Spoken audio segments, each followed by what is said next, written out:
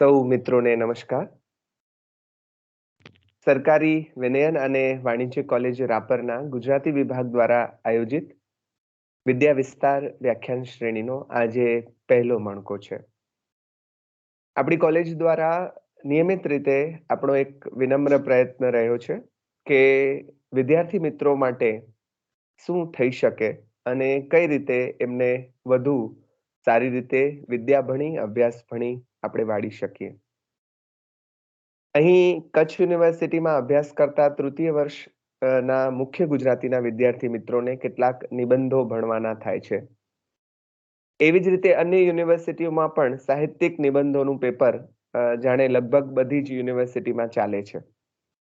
તો એક વિચાર એવો આવ્યો કે અહીં ચાલતા 8 નિબંધો અને પછી એમાં જો બીજી યુનિવર્સિટીના નિબંધો ઉમેરાય તો તે પણ એ બધા વિશે એક નાનકડી પણ વ્યાખ્યાન શ્રેણી યોજીએ અને એમાં આજની પેઢીના યુવાન અધ્યાપક મિત્રો જે લોકો ખરેખર બહુ જ અભ્યાસ કરીને મહેનત કરીને વાત મૂકતા હોય છે અને પોતાને ત્યાં તો સરસ ભણાવે જ છે, પણ એમની પ્રજ્ઞાનો લાભ આપણા બધાને પણ મળે એવો એક પ્રયત્ન થઈ શકે તો કરવો. અમારા મિત્ર વર્તુળમાં સહજ ભાવે એ વાત વહેતી મૂકી અને વિધિન 2-3 hours 2-3 કલાકમાં જ આપણા તમામ ઉત્સાહી યુવાન અધ્યાપક મિત્રોએ એ વાતને ઝીલી લીધી અને પોતપોતાનો ગમતો વિષય પસંદ કરી લીધો. તો સાહિત્યિક નિબંધની આ શ્રેણી એમાં આજે પહેલા મણકામાં ગુજરાતી અછાંદસ કવિતા વિશે આપણી સાથે વાત કરવા જોડાયા છે પ્રાધ્યાપક મહેશભાઈ એમ વાઘેલા. મહેશભાઈ ગુજરાતી વિષયના જ મદદનીશ પ્રાધ્યાપક છે સરકારી વિનયન કોલેજ ભેંસાણ, જિલ્લો જૂનાગઢમાં. MA, નેટ અને જીપીએસસીની પરીક્ષાઓ તેમણે પાસ કરેલ છે. વાચનના રસિયા હોય અધ્યાપક તરીકે બહુ સ્વાભાવિક ઘટના છે, પણ કવિતા લેખન પણ એમનો રસનો વિષય છે અને ખાસ કરીને અત્યારે વિદ્યાર્થી મિત્રો માટે સ્પર્ધાત્મક પરીક્ષાઓના સંદર્ભે માર્ગદર્શન આપવાનું બહુ જ મજાનું કામ તેઓ કરે છે.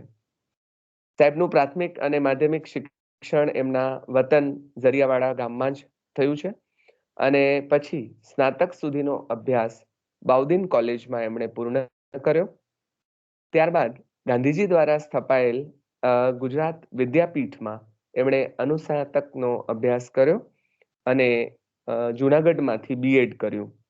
એટલે વિભિન્ન સંસ્થાઓમાં ઘડતર મેળવવાનો એમને બહુ જ અનુભવ પણ છે અને એમાં એમનું જે કેળવાયું છે વ્યક્તિત્વ એનો લાભ એમના વિદ્યાર્થીઓને તો મળે જ છે, પણ આજે આપણને પણ મળશે.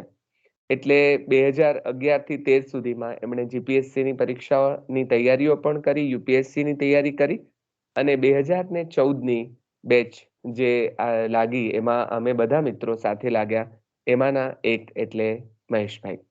તો મહેશભાઈ આજે આપણને ગુજરાતી અછાંદસ કવિતાનો પરિચય કરાવશે.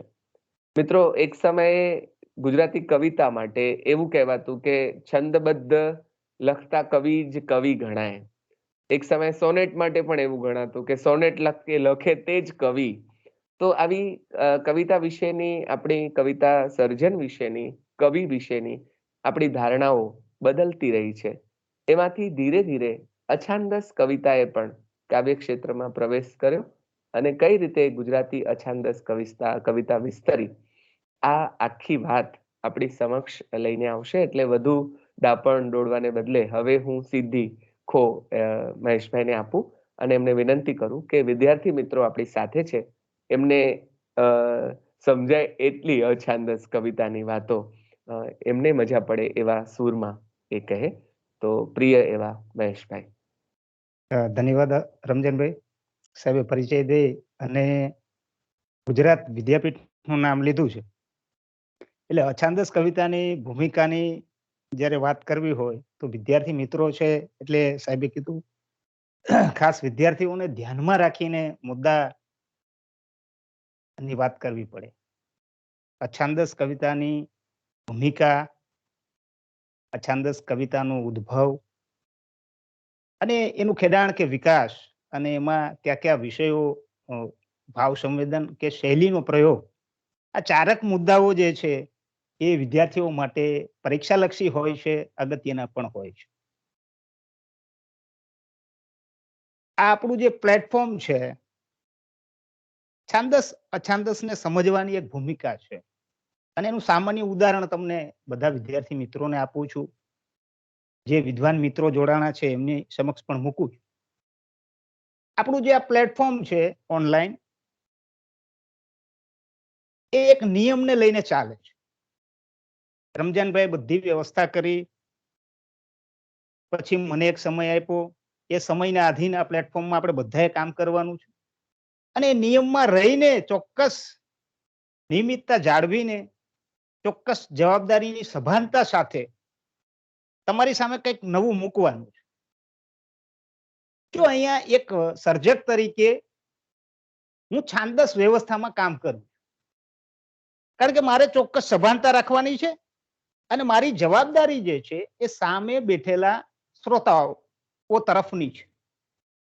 એટલે જ્યારે સામે બેઠેલા વ્યક્તિ તરફની જવાબદારી છે, તો એને ચોક્કસ નિયમ અને વગેરે વગેરે વસ્તુઓ જે છે એના આધીન રહીને કાર્ય કરવું પડે. અત્યાર સુધી ગુજરાતી સાહિત્યમાં પણ આ પ્રકારની જે છાંદસ રચનાઓ, એમાં ચોક્કસ લય, શબ્દો, યતિ, પંક્તિ, ચોક્કસ અર્થોનું અર્થઘટન, આ બધી સભાનતા સર્જકે રાખવી પડે છે છાંદસ કવિતા. જ્યારે અછાંદસ કવિતા જે છે, આ બધા નિયમોથી પર છે. રમજાનભાઈએ મને કીધું કે સાહેબ તમારી જ્યાં સુધી મજા પડે ત્યાં સુધી ચલાવો. આ એક અછાંદસ વ્યવસ્થા થઈ. મારી જવાબદારીને હું મારી રીતે જોવાનો પ્રયત્ન કરું.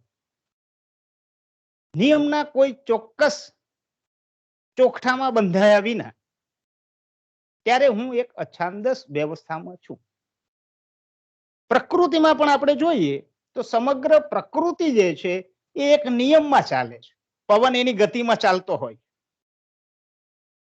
અને પવન જ્યારે પોતાની એ ગતિના લઈને તોડે છે, ત્યારે આપણે ત્યાં વંટોળ ફૂંકાય અને વંટોળમાંથી ધીમે ધીમે એક મોટું તુફાન જે છે એ ફૂંકાતું હોય છે. ગુજરાતી સાહિત્યમાં પણ આજ સુધી લખાતી કવિતામાં આવું એક તોફાન જે છે એ આવે છે, અને એ તોફાન જે છે એ અછાંદસ સ્વરૂપનું છે. કોઈ સ્વરૂપ જે છે એ કેમ ઘડાતું હોય છે? શા માટે અછાંદસ કવિતા ગુજરાતીમાં આવી? કે વિશ્વ સાહિત્યમાં જે બ્લેન્ક વર્સ કે ફ્રી વર્સ તરીકે ઓળખાતી પશ્ચિમના દેશો જે અંગ્રેજી કવિતા રચે છે, એમાં આ પ્રકારના સ્વરૂપની વાત આવી.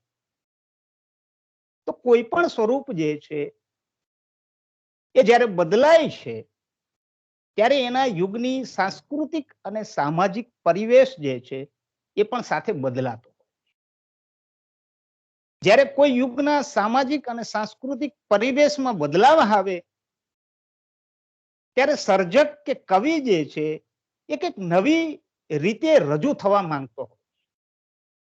અને જ્યારે નવી સમસ્યા હોય, નવી મૂંઝવણો હોય, નવી વેદના હોય, નવી પીડા હોય, ત્યારે નવી વાત, નવું તુફાન સર્જક સાહિત્યકાર કે કવિ જે છે એ સાહિત્યમાં લાવતો. આપણે અછાંદસના મૂળની ભૂમિકાને તપાસીએ તો અછાંદસના મૂળ જે છે એ પશ્ચિમના દેશોમાં પડેલા છે. આપણે ત્યાં નહીં, કારણ કે આપણે ગુજરાતી સાહિત્ય જે છે એના નવા જે અર્વાચીન સ્વરૂપો જે છે એ બધા અર્વાચીન સ્વરૂપો પશ્ચિમના સાહિત્યમાંથી આવે. એટલે સ્વાભાવિક રીતે જ અછાંદસની જે ભૂમિકા છે એના મૂળ જે છે એ પણ પશ્ચિમની કવિતામાં ક્યાંક ને ક્યાંક પડેલા છે. પશ્ચિમની ઘટનાઓ જે ઘટી છે એમાં ક્યાંક ને ક્યાંક પડેલા છે. એ ઘટનાઓ જે છે એને તપાસ્યા પછી જ આપણે અછાંદસની વાત કરી શકીએ કે અછાંદસ શું છે. વળી પેલું એક હિન્દી ગીત છે કે ये इलू इलू क्या है, ये इलू इलू क्या है. એમ અહીંયા આપણે એ અછાંદસ શું છે એમ એ અછાંદસની જ્યારે વાત કરવી છે, ત્યારે આપણે એના મૂળમાં રહેલી ઘટનાઓને પણ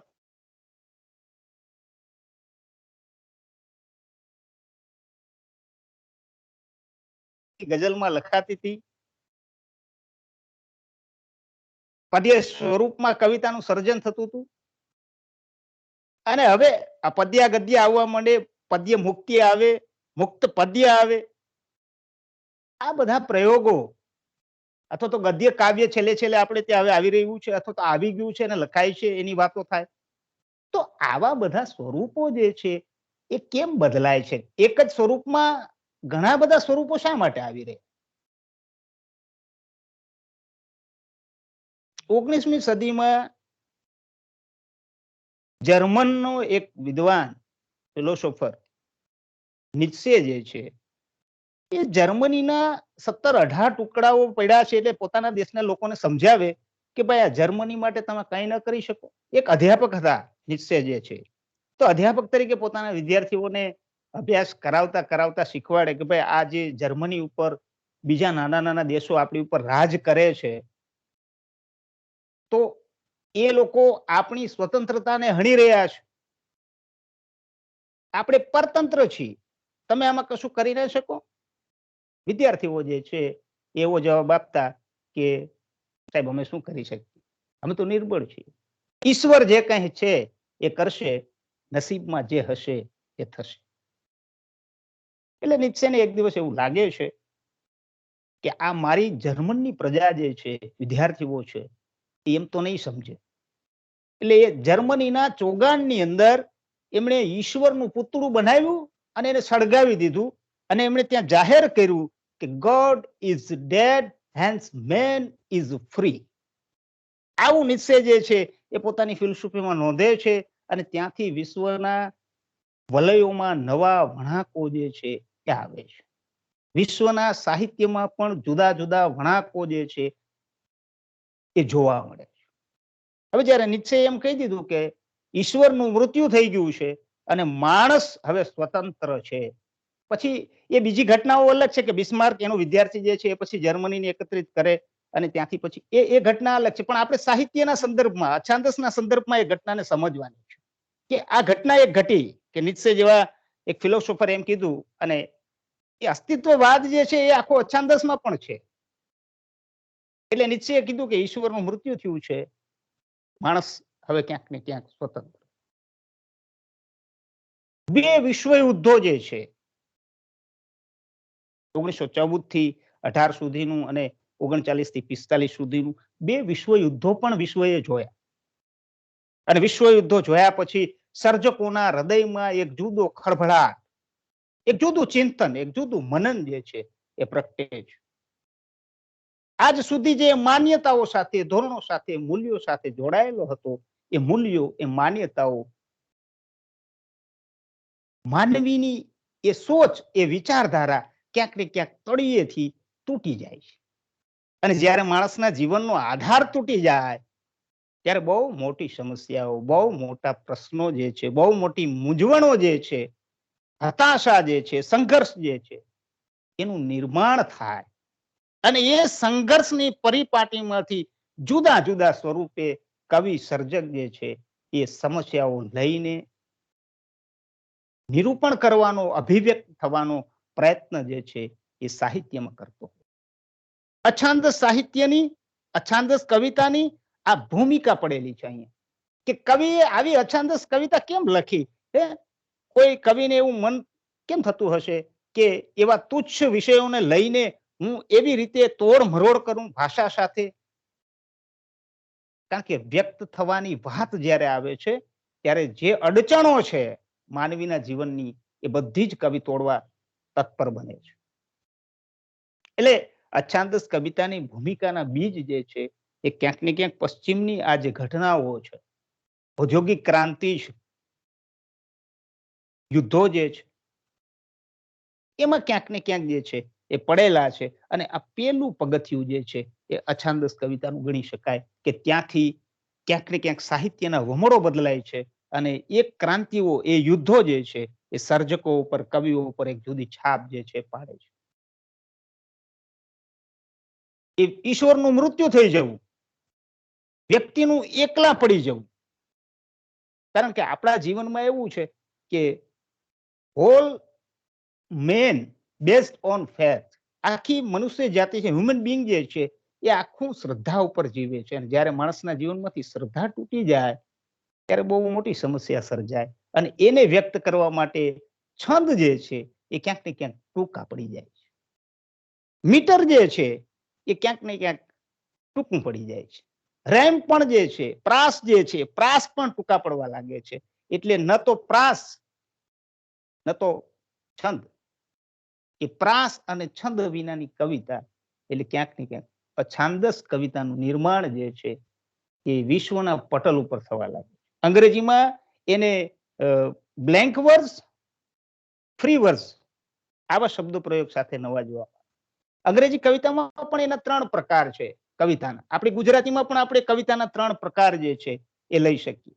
એક તો છાંદસ કવિતા, જેને અંગ્રેજીમાં ફોર્મલ વર્સ તરીકે ઓળખવામાં આવે છે.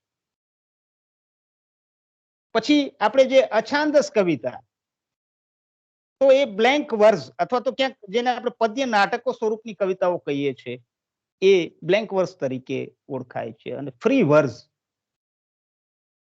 પદ્ય મુક્તિ, છાંદસ કવિતાનો એક છેવાડાની ચરમસીમાનો ભાગ જેને કહી શકાય એવું ફ્રી વર્સ પણ નિર્માણ જે છે એ થાય.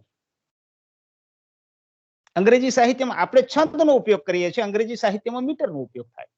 અંગ્રેજી કવિતા જે છે, તો અંગ્રેજી કવિતા મીટર અને રાઇમ એટલે કે છંદ અને પ્રાસ જેને આપણે કહીએ છીએ એનાથી રચાતી હતી. હવે ફ્રી વર્સમાં જ્યારે આવે છે ત્યારે ન તો મીટરનો ઉપયોગ થાય છે, ન તો છંદનો ઉપયોગ થાય. અછાંદસ કવિતા જે છે એમાં ક્યાંક ને ક્યાંક મીટરનો ઉપયોગ પણ થતો. શરૂઆતની ગુજરાતી કવિતા જે છે આપણી, દાખલા તરીકે આપણે અછાંદસની ઉદ્ભવ કાળને જોવાનો પ્રયત્ન કરશું ત્યારે ઉમાશંકરમાં કે શ્રીધરાણીમાં એના છાંટા છે, ટુકડાઓ છે છંદના, અને એ છંદના ટુકડાઓમાં જ્યારે એ વ્યક્ત થવા માંગે છે ત્યાં ક્યાંક ને ક્યાંક બ્લેન્ક વર્સ જેને આપણે કહીએ એવી કવિતા, અછાંદસ કવિતાનું નિર્માણ અને ઉદ્ભવ ત્યાં છે. અને પછી જેમ જેમ આપણે આધુનિકતા તરફ આવીએ એકદમ ફ્રી વર્સ, ન તો છંદની આવશ્યકતા છે ના તો પ્રાસની આવશ્યકતા, અને એક અછાંદસની ભૂમિકા જે છે એ ઘડાતી જાય. માનવ મનની દિશાઓ જે છે, માનવ પોતાની શોધ માટે પ્રયત્ન કરી રહ્યો છે. આ ઘટનાઓ ઘટી 6 ઓગસ્ટ અને 9 ઓગસ્ટ 1945 ની અંદર જ્યારે હિરોશીમા અને નાગાસાકી ઉપર અણુબોમ્બ ઝીંકા અને અણુબોમ્બ ઝીંકાવાથી માનવ જીવનનું જે ખેદાન મેદાન થાય છે. આપણે કલ્પના તો કરી લઈએ કે એ હિરોશીમા અને એ નાગાસાકી ઉપર જ્યારે બોમ્બ ફેંકાયો હશે, અણુ બોમ્બ ફેંકાણો, ત્યારે એ લોકોમાં કેવી ચિચકારીઓ હશે, લોકો કેટલા તડપા હશે. કોઈના હાથ તૂટી ગયા હશે, કોઈના પગ કપાઈ ગયા હશે, વેર વિખેર લાશોના ઢગલા હશે. ખાલી એક વ્યક્તિ તરીકે આપણે કલ્પના કરીએ, સામાન્ય વ્યક્તિ તરીકે, તો પણ આપણું હૃદય જે છે હચમચી ઉઠે. તો આ તો કવિઓ છે, આ તો સર્જક છે. અને કવિ જ્યારે આવા દ્રશ્યો જોય છે, આવા દ્રશ્યો એની સાંભળવામાં આવે, આવી વાતો જ્યારે, ત્યારે કવિનું હૃદય જે છે એ હચમચી ઉઠે.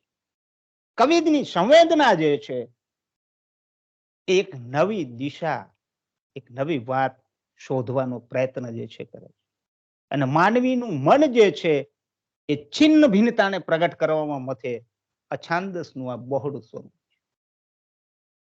જગતના પટમાં જે વિશ્વયુદ્ધો થયા છે, માનવીઓની જે નિસહાયતા એમાં જોવા મળી કે માણસ કંઈ ન કરી શક્યો, એમાંથી એબ્ઝર્ડ આવે, વિછિન્નતા આવે. અને વિછિન્નતા જે છે એ ક્યાંક ને ક્યાંક કવિતામાં પણ પ્રવેશે છે. અને કવિતાની અંદર એક અછાંદસની ભૂમિકાનું નિર્માણ જે છે એ થાય છે. માનવ મનના સ્વયંની શોધ. શ્રદ્ધા તૂટી ગઈ એટલે હવે શું કરવું? એટલે પોતાની જ જવાબદારી પોતે સ્વીકારવા તૈયાર બને છે કે નહીં વ્યક્તિ? સર્જક પોતે જ હવે જવાબદાર છે જે ઘટનાઓ ઘટે એમાં. ઈશ્વર નામનું પ્રાણી નથી આ દુનિયાની અંદર. નિરંજન ભગત જે છે એ જયારે અછાંદસ લખે ત્યારે તે તો છેકો જ મૂકી દે છે કે ઈશ્વર નામના પ્રાણી ઉપર છેકો માર દો, કારણ કે છે જ નહીં. તો અછાંદસની જે ભૂમિકા છે, અછાંદસ કવિતા જે છે એ જ્યારે આપણી પાસે આવે છે, અથવા તો ગુજરાતી સાહિત્યમાં એનો પગરવ મંડાવા લાગે છે, ક્યાંક ને ક્યાંક એ અછાંદસ કવિતા જે છે એની ભૂમિકા જે છે વિશ્વ સાહિત્યમાં પડેલી છે. આવી ઘટનાઓની પાછળ જે છે એ પડેલી આપણને જોવા મળે છે. સર્વસ્વ ગુમાવી દેવાની જે વેદના છે, નિસહાયતા જે છે, વિચ્છિન્નતા છે, હતાશા જે છે, નિરાશા જે છે, માનવીની એકલતા જે છે, એ ક્યાંક ને ક્યાંક છાંદસ કવિતાની ભૂમિકા બને છે. એને રચાવવા માટેની એક સ્પેસ, એક જગા આપે છે આ ઘટનાઓ જે છે. અને એના કારણે જે છે એ અછાંદસ કવિતા છંદ વિનાની, નિયમ વિનાની, પણ ઘણીવાર એવી ચર્ચા પણ છે એમાં કે ભાઈ અછાંદસ કવિતા જે છે એમાં લય તો હોવો જ જોઈએ. લય વિનાની કવિતા ના હોઈ શકે. હવે આપણે એક ઉદાહરણ દ્વારા એને સમજીએ. પ્રાણી અને માણસમાં એક ભેદ છે અને આપણે સૌ જાણીએ છીએ કે એ ભાષાનો ભેદ છે. પ્રાણી જે છે એ કોઈ પણ પ્રકારની ભાષા જે છે તમે હું બોલીએ છે એ ભાષા બોલી શકતું નથી. સાંકેતિક અર્થો હોઈ શકે, સાંકેતિક ભાષા હોઈ શકે. એટલા માટે પ્રાણી અને માનવ જીવન જે છે એ અલગ પડે છે. આવી જ રીતે ગદ્ય અને પદ્યમાં પણ ભેદ કરવા આપણે જઈએ છીએ ત્યારે લઈને આપણે રાખીએ છીએ કે પદ્ય અને ગદ્ય એ બંનેમાં જો જુદા પાડવામાં લય એ મહત્વનો ભાગ ભજવે છે. પણ જ્યારે આપણે આજના સાહિત્ય તરફ, ગુજરાતી સાહિત્ય તરફ આવીએ, છાંદસ કવિતાઓ તરફ આવીએ, ત્યારે લય તો ગદ્યમાં પણ જોવા મળતો હોય છે. આવું ઘણા સર્જક અને વિવેચકનું કહેવું છે કે લય તો ગદ્યમાં પણ છે, તો લય પદ્યમાં પણ છે, લય ગદ્યમાં પણ છે, તો ભેદ કઈ રીતે પાડવા? તો છાંદસ અછાંદસ કવિતામાં લયનો સવાલ પણ જે છે એ ક્યાંક ને ક્યાંક અટપટો છે. એ એક પ્રશ્નાર્થ છે અને એનું સંશોધન કે એના ઉપર વિચાર પણ અલગ થવો જોઈએ. અછાંદસ કવિતા જે છે એના વિશે વાત કરવી એ સહેલી નથી. કેમ સહેલી નથી? સર્જકો આવું માને છે. એનું એક નાનકડા ઉદાહરણ સાથે તમે વિદ્યાર્થીઓ છો એટલે ઉદાહરણો ખાસ મારે તમારી સામે મૂકવા પડશે, ત્યારે તમને એ સમજાશે. તમે એક પરિવારમાં રહો છો. હવે એ પરિવારમાં તમે 4 વ્યક્તિ હોય, 5 વ્યક્તિ છે, 8 વ્યક્તિ છે. એ પરિવારનો કોઈ એક મોભી હશે, એક વડીલ હશે, એક એવો જવાબદારી વાળો વ્યક્તિ હશે કે જેની સામે તમારી તમામ ઈચ્છાઓ, માંગણીઓ, સમસ્યાઓ, મૂંઝવણો તમે મૂકી શકતા હશો અને એનું નિરાકરણ જે છે એ તમને ત્યાંથી કોઈ પણ સ્વરૂપે મળવાનો પ્રયત્ન જે છે એ થતો હશે અથવા મળતું હશે. જ્યારે તમે એ પરિવારમાંથી તૂટી અને એકલા પડો ત્યારે તમારી સમસ્યાઓ તમે કોને કહેવાય? તમે એકલા છો. તમારી સમસ્યાનું નિવારણ તમારે જાતે સ્વયંને જ કરવાનું છે.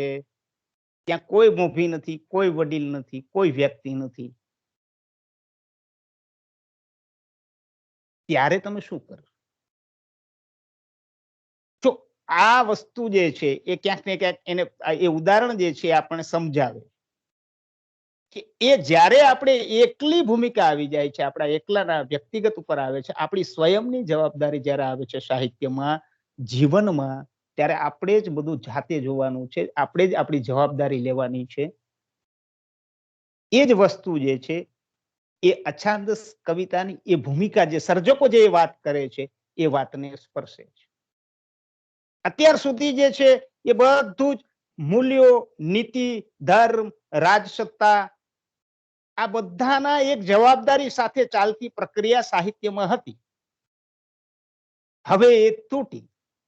હવે એ વ્યક્તિના પોતાના માનવીના જીવનનો સવાલ આવે છે. એટલે સુંદરમને લખવું પડે કે હું માનવી માનવ થાઉં તો ઘણું. જો અહીંયા એક જુદો અવાજ છે સુંદરમમાં. ખાલી માનવી બનવાની જ વાત કરી રહ્યા છે, બીજું કાંઈ નથી બનવું.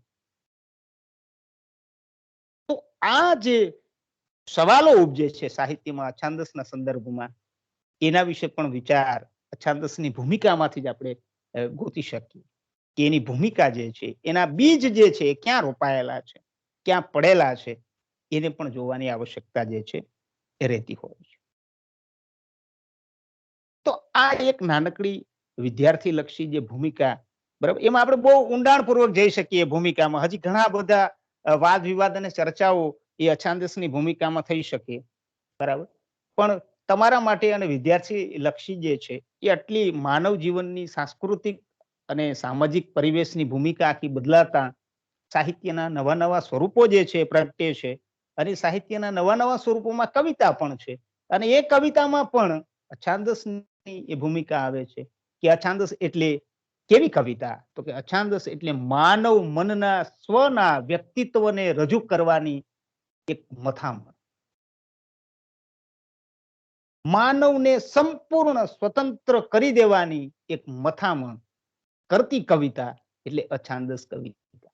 પછી એ છંદના નાના ટુકડાઓ પણ હોય. શરૂઆતની અછાંદસ કવિતાઓમાં એ દેખાય છે. અને જ્યારે એ ટુકડાઓ પણ હવે કામ ન લાગે ત્યારે બધું જ તોડી, બધા જ નિયમોની પર જઈને સર્જક કે કવિ જ્યારે પોતાને વ્યક્ત કરવા માટે સંવેદનો જે રજૂ કરે છે, એ સંવેદનો જે છે એ અછાંદસના સ્વરૂપમાં, છંદ વિનાના સ્વરૂપમાં જે છે એ આવે છે. અને ક્યારેક ક્યારેક તો કવિ જે છે એ લયને પણ ટપી જતો હોય છે. એટલે લય વિહીનતા પણ ક્યાંક ને ક્યાંક જે છે એ અછાંદસની ભૂમિકા જે છે એમાં આવતી હોય છે. અછાંદસની ભૂમિકાના સંદર્ભમાં જ્યારે આપણે વાત કરીએ છીએ તો ગુજરાતી સાહિત્યમાં અછાંદસના ઉદ્ભવ સંદર્ભે જ્યારે વાત કરીએ, બીજો મુદ્દો આપણે લઈએ, બરાબર. અને અછાંદસને જે સમજાવે છે અને જેમણે ખૂબ ચર્ચા અછાંદસ કવિતાની ગુજરાતી સાહિત્યમાં કરી છે એવા ચંદ્રકાંત ટોપીવાળા સાહેબ જે છે, એ છાંદસ અને અછાંદસ કવિતાને સમજાવવા માટે એક સરસ ઉદાહરણ આપે છે કે છાંદસ કવિતા જે છે ને એ ઈંટોના ચોક્કસ ચોસલાના આકારનું મકાન છે, અને અછાંદસ કવિતા જે છે એ અનિયમિત આકારના પથ્થરોની ઇમારત છે. એમ ફોર્સ પણ એની રીતે વાત કરે છે કે ભાઈ ટેનિસ નું રમત હોય તો ટેનિસના રમતમાં તમે એની જે નેટ છે એ નેટ વિના રમવાની વાત એટલે અછાંદસ કવિતા. આ સરળતા છે, બરાબર. અને આપણે ત્યાં અછાંદસ કવિતાની એટલી બધી વ્યવસ્થા તંત્ર નથી, એનું કોઈ કાવ્યશાસ્ત્ર નથી અછાંદસ કવિતાનું. એટલે એની ભૂમિકા બાંધવી પણ અઘરી છે, એને સમજાવવી પણ અઘરી છે, એના ઉપર ચર્ચા કરવી પણ અઘરી છે, અને વિદ્વાનોમાં પણ જુદા જુદા મત છે.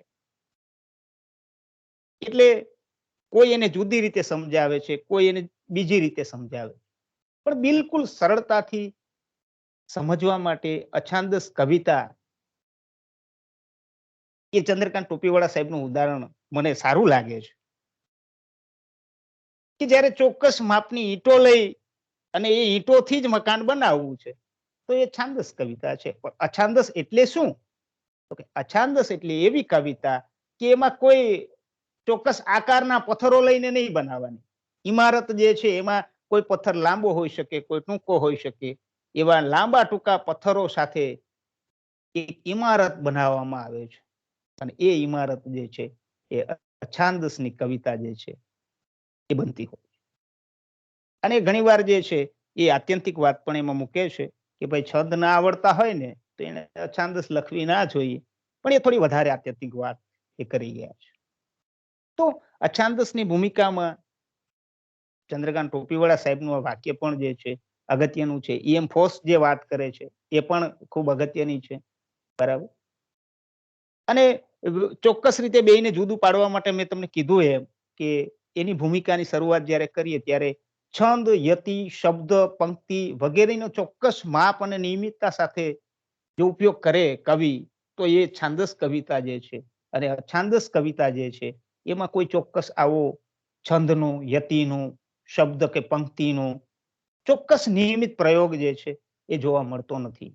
નાનકડું ઉદાહરણ આપણે લઈએ કે ભાઈ મંદાક્રાંતા છંદ છે તો એ 17 અક્ષર એટલે કવિએ 17 અક્ષરમાં જ એ પોતાની વાતને જે છે મૂકવી પડે. જો ત્યાં એક વર્તુળ છે.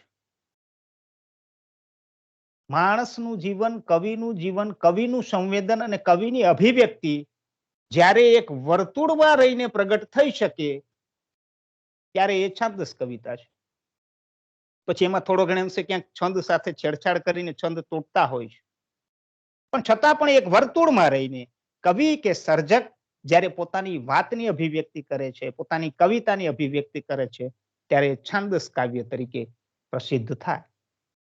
પણ જ્યારે એક કવિ પોતાના વર્તુળને તોડીને વાત કરે છે, પોતાના સંવેદનને રજૂ કરવા માટે એ વર્તુળ ટૂંકું પડે છે, પોતાને જે પીડા, વેદના કે હતાશાને દર્શાવવી છે, એ હતાશાના દર્શાવવા માટે જેટલા માધ્યમો એની પાસે અવેલેબલ છે, ઉપલબ્ધ છે, એ બધા માધ્યમો જ્યારે ટૂંકા પડે છે, ત્યારે સર્જક એ વર્તુળને ટપી જાય છે અને વર્તુળની જે મર્યાદાઓ છે એને તોડીને રજૂ થાય, ત્યારે કવિ અછાંદસ સ્વરૂપે કે અછાંદસ કવિતાના સ્વરૂપે જે છે એ મુક્ત રીતે આપણી સામે રજૂ થતો હોય છે.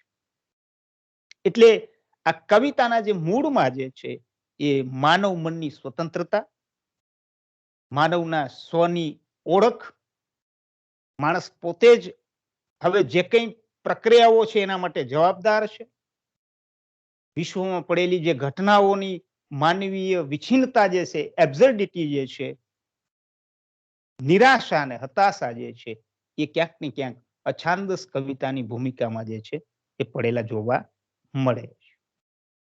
હવે આવી અછાંદસ કવિતા જે છે એ ઉદ્ભવી ક્યારે, ક્યારથી આપણે એના ઉદ્ભવ ની વાત જે છે, એના મૂળની વાત જે છે એ કરી લઈએ. ભૂમિકા અને ઉદ્ભવ જે છે ક્યાંક ને ક્યાંક બંને એકબીજાને સ્પર્શે છે. જેમ મેં તમને આ ઘટનાઓની વાત કરી, તો એ ક્યાંક ને ક્યાંક એ ભૂમિકાના જે મૂળ છે એના ઉદ્ભવના પણ કારણો છે. પણ સૌથી મોટું કારણ જે છે કે આ બધી ઘટનાઓ જોયા પછી વ્યક્તિની શ્રદ્ધા જ્યારે તૂટી જાય છે, ત્યારે એના પોતાના જીવનની ઓળખ જે છે એ બચી જાય છે. હવે માણસે શું કરવું? રાજ્ય માણસને દબાવે છે, ધર્મ પણ માણસને કામ નથી લાગતો અને ઈશ્વર તો બિલકુલ હવે લાગતો નથી. ત્યારે વ્યક્તિની સ્વતંત્રતાને જાળવી રાખવી, એની મોટામાં મોટી ઉદ્ભવની ભૂમિકા જે છે એ અછાંદસ કવિતાના મૂળમાં છે. કે અછાંદસ કવિતા જે છે એ માનવીય સ્વતંત્રતાને દર્શાવવા માટે ક્યાંક ને ક્યાંક પ્રગટ થઈ છે.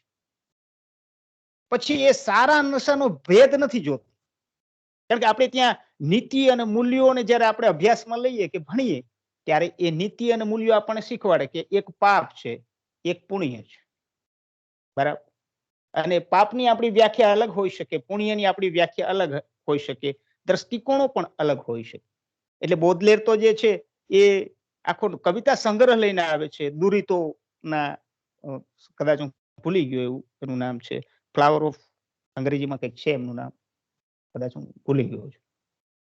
તો એ આખા દુરિતો જે છે, જે પાપની આપણે વાત કરીએ છીએ, એના ઉપર જે તુચ્છ વિષયો છે, એવા વિષયો ઉપર કવિતા લઈને સર્જક જે છે આવતો હોય છે.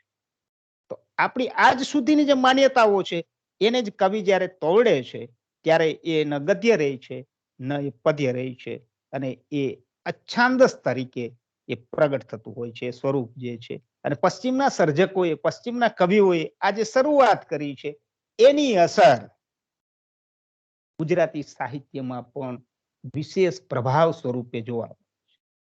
એટલે ગુજરાતી સાહિત્યના સંદર્ભમાં જ્યારે આપણે એના ઉદ્ભવને જોઈએ, તો આપણને બે ત્રણ સર્જકો જે છે ગુજરાતી સાહિત્યમાં, ખાસ કરીને ગાંધીજીના પ્રભાવ તળે આખો યુગ ગાંધી યુગમાં રંગાયેલો છે, વિશ્વના ધરાતલ ઉપર જુદી જુદી ઘટનાઓ ઘટી રહી છે, ત્યારે બે કવિઓ જે છે, એક કવિ જે છે એ ઉમાશંકર જોશી, અને બીજા કવિ જે છે એ કવિ શ્રીધરાણી જે છે, એ આ ઉદ્ભવની ભૂમિકા જે છે એને ક્યાંક ને ક્યાંક તૈયાર કરે છે.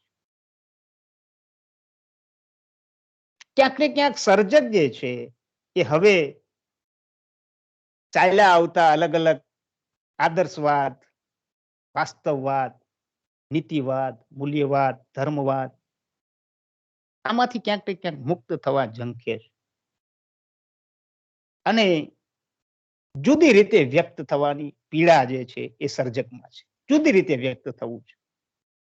વિશ્વ માનવીની કલ્પના કરે ઉમાશંકર જોશી કે વિશ્વ માનવી બનવું.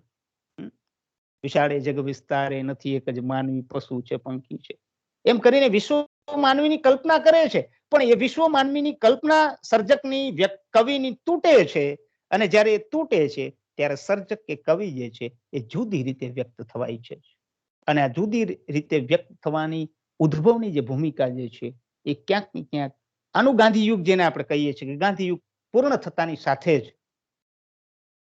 એ પ્રગટવા લાગે છે. નિશ્છંદ કવિતામાં ધબકતા કરતા લઈ સમૂહ, માનવ જાતિના જીવન પટ પર ઉપસવા મથતી કોઈ ભાત જેવો, ઘેર ઘેર પડેલ હજી નવ હાથ, લાગ્યા ભિક્ષુકના ટૂંક જેમ વિછિન્ન છું.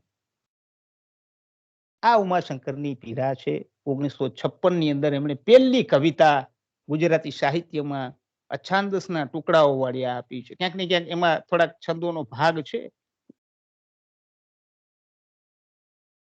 પણ એ ટુકડાઓ જે છે ને એ માનવ મનની પીડા બતાવે છે કે હવે કંઈક જુદી વાત કરવી પડશે. અત્યાર સુધી બહુ રોમેન્ટિસિઝમની વાત થઈ, અત્યાર સુધી બહુ પ્રકૃતિલક્ષી રોમાંચની વાતો થઈ કવિતામાં, ગીત ગઝલમાં.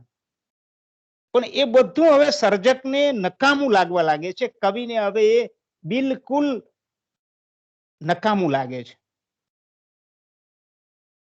કારણ કે એના સામે વિશ્વયુદ્ધની ઘટનાઓ છે, એના સામે લોકોને લૂંટી લે છે, એની સામે લોકો ઉપર અત્યાચાર થઈ રહ્યો છે, એની સામે લોકો બિલકુલ નિરાશા, હતાશા, દયનીયતામાં, દુર્બળતામાં, અસ્પૃશ્યતામાં, કેટલી સમસ્યાઓમાં સબળી રહ્યા છે.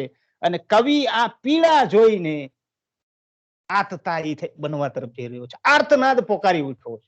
અને એટલા માટે જ ઉમાશંકરના શબ્દો જે છે એ આપણે આર્તનાદ જેવા, અછાંદસના આર્તનાદ જેવા લાગે છે કે અછાંદસની સમગ્ર ઉદ્ભવની ગુજરાતી સાહિત્યમાં ભૂમિકા જે છે એ ઉમાશંકર જોશીના છિન્ન ભિન્ન છું એક કવિતામાં જોવા મળે.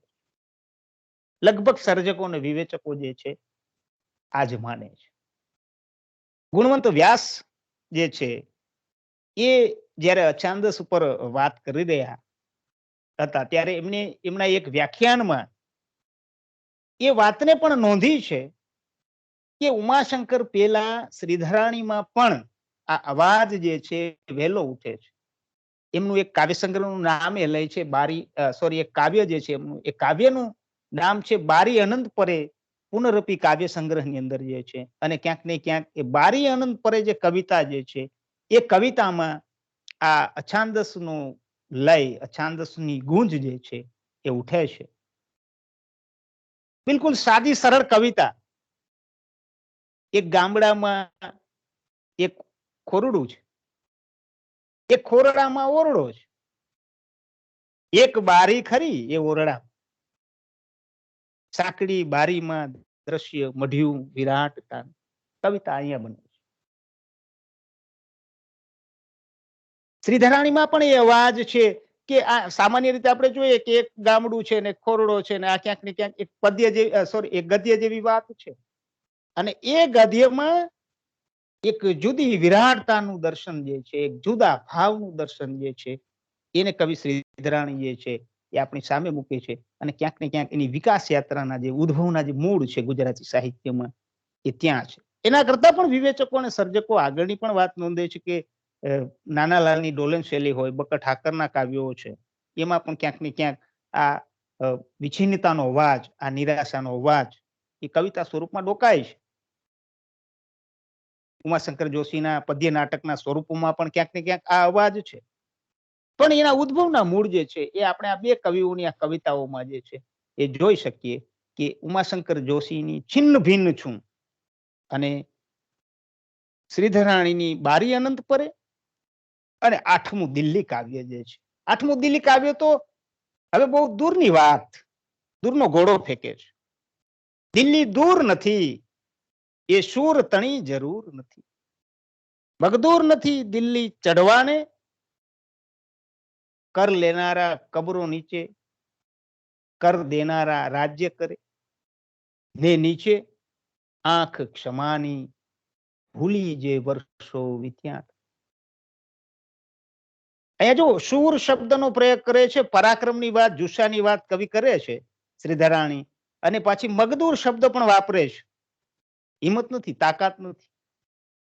એક તરફ એમ કહે છે કો શૂર તણી જરૂર નથી. દિલ્હી જવા માટે દિલ્હીનો જો આખી રાજકીય પરિસ્થિતિ કેવી છે, રાજ્યએ લોકોની સ્વતંત્રતાને હણી લીધી છે, લોકોને પરતંત્ર બનાવી દીધા છે. લોક સમાજ કે માનવ જેના માટે જન્મો છે, એના વ્યક્તિત્વની, એના સ્વની સંપૂર્ણ નાબૂદી રાજ્યએ કરી દીધી છે. એટલે દિલ્હી જેવા આપણી રાજધાનીનું પ્રતિકાત્મક પ્રયોગ કરીને કવિ આ કવિતાના માધ્યમથી માનવની પરતંત્રતા જે છે ને, ભારતની પરતંત્રતા જે છે ને, એ આપણી સામે મૂકી દે. એવું નથી કે કો શૂર તણી જરૂર નથી, કોઈ શૂરવીરતાની આવશ્યકતા નથી, પણ મગદૂર નથી દિલ્હી ચડવાની, હિંમત નથી, તાકાત નથી. આ શબ્દોની જે ઘટમાળ કવિ સર્જે છે, ક્યાંક ને ક્યાંક એ માનવ જીવનની નિરાશા જે છે, માનવના મનમાં પડેલી જે મૂંઝવણો છે, હતાશા જે છે, વેદના જે છે, એને જુદી રીતે વાચા આપવાનો પ્રયત્ન કરે છે. અને ત્યાં જે છે એ અછાંદસની ઉદ્ભવના કારણો જે છે એ પડેલા. કવિતા આત્માની માતૃભાષા, શબ્દ છે છંદ, પણ ક્યાં છે તો કવિતા. અહીંયાથી શોધ હવે ચાલુ થાય. મૂળ શોધ જે છે હવે ઉમાશંકર જોશી પણ કરે છે, શ્રીધરાણી પણ કરે છે કે કવિતા, આમ આપણે કહીએ છીએ કે કવિતા શું છે, કેવી કવિતા? છંદ કવિતા, છંદમાં લખાતી જ કવિતા, શબ્દો હોય, છંદ હોય, પણ કવિતા ક્યાં છે? કવિતાનો મૂળ ભાવ શું હોવો જોઈએ? તો કવિતાનો મૂળ ભાવ જે છે એ માનવ જીવનની ગરિમાને નિરૂપવાનો છે, સ્વને નિરૂપિત, અભિવ્યક્ત કરી દેવાનો છે. સ્વતંત્રતાની જે માનવ જીવનની છેલ્લી પરાકાષ્ઠા છે,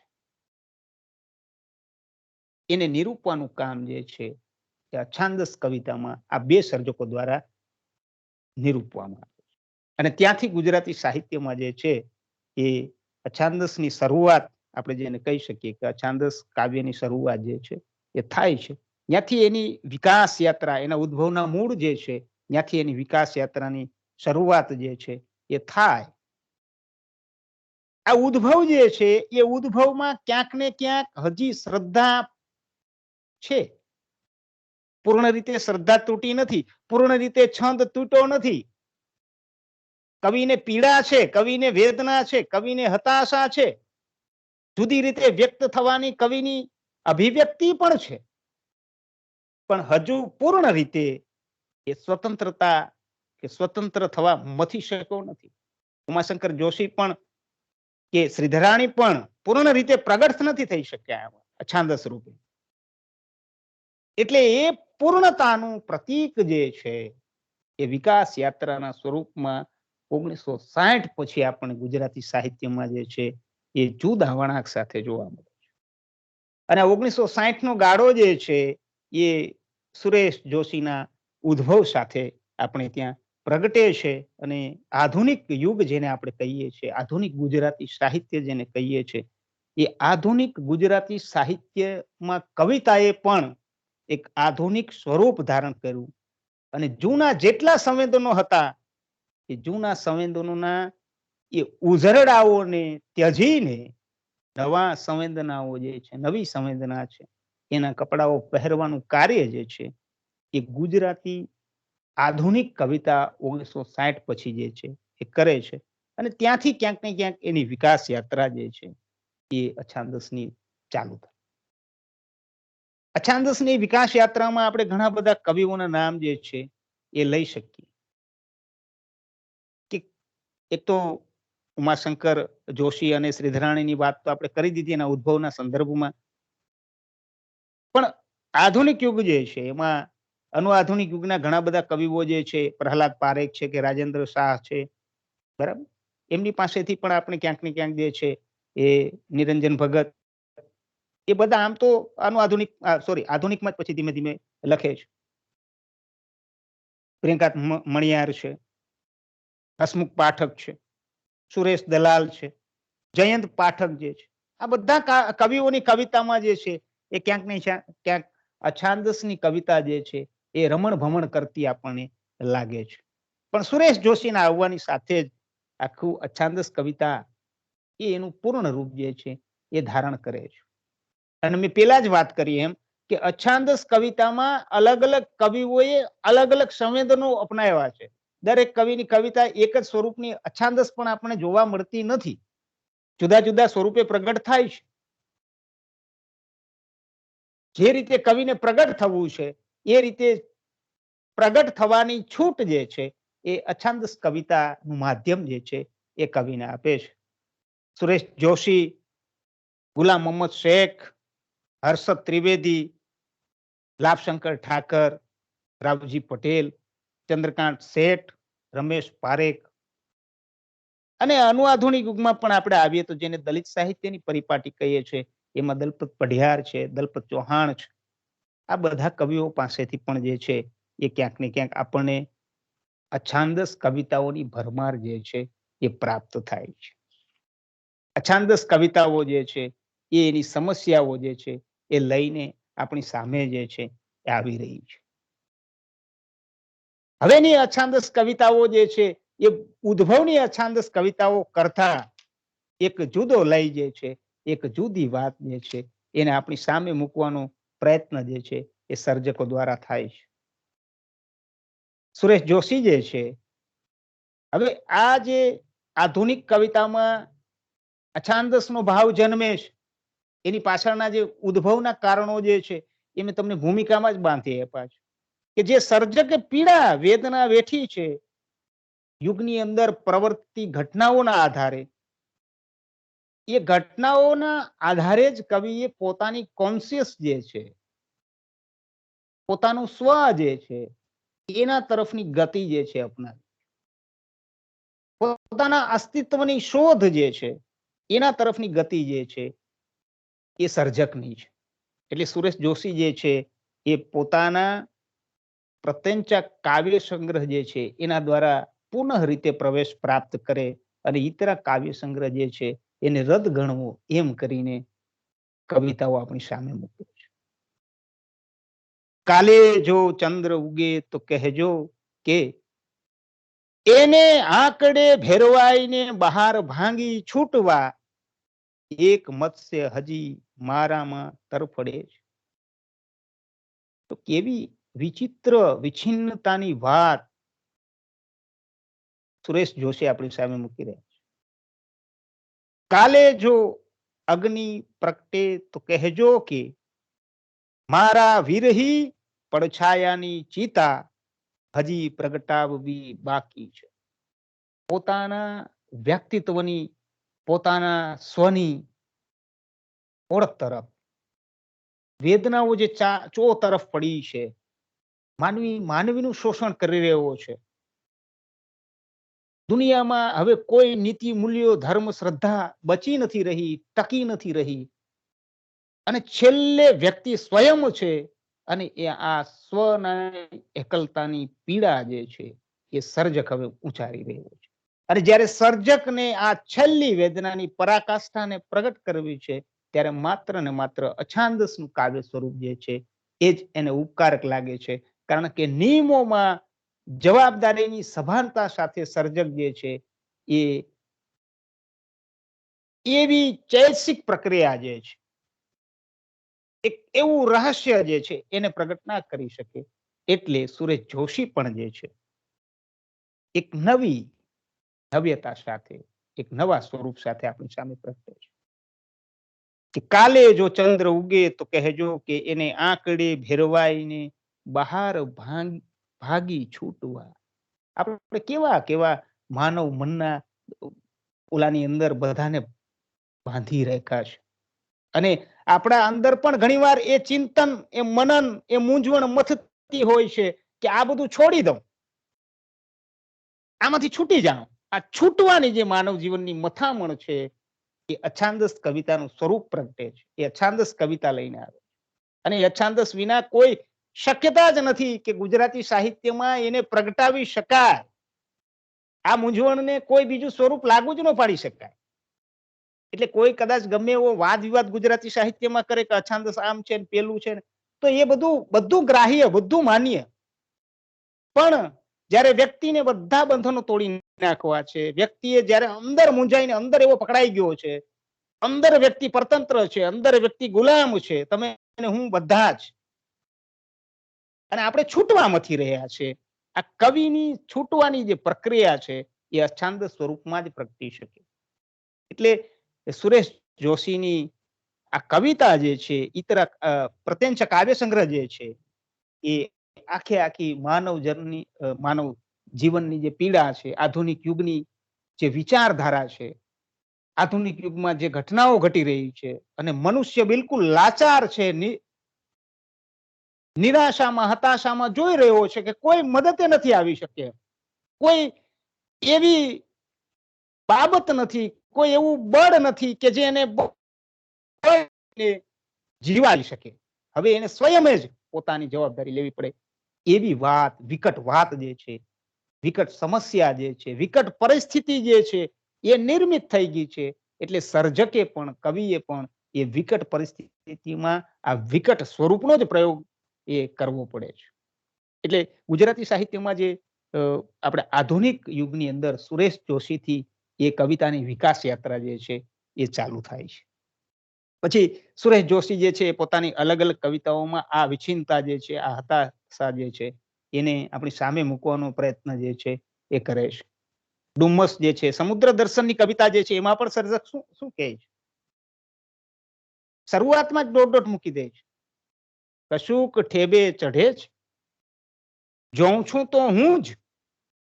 કશુંક ઠેબે ચઢે છે, જોઉં છું તો હું જ.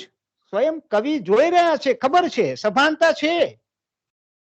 કલયુગનો નગણ્ય હું, સાગર તું મને નષ્ટ કર, મને ગર્ભમાંના મૃત શિશુની જેમ તારામાં લઈ લે, પછી મારે અવતરવાનું જ ન રહે હો.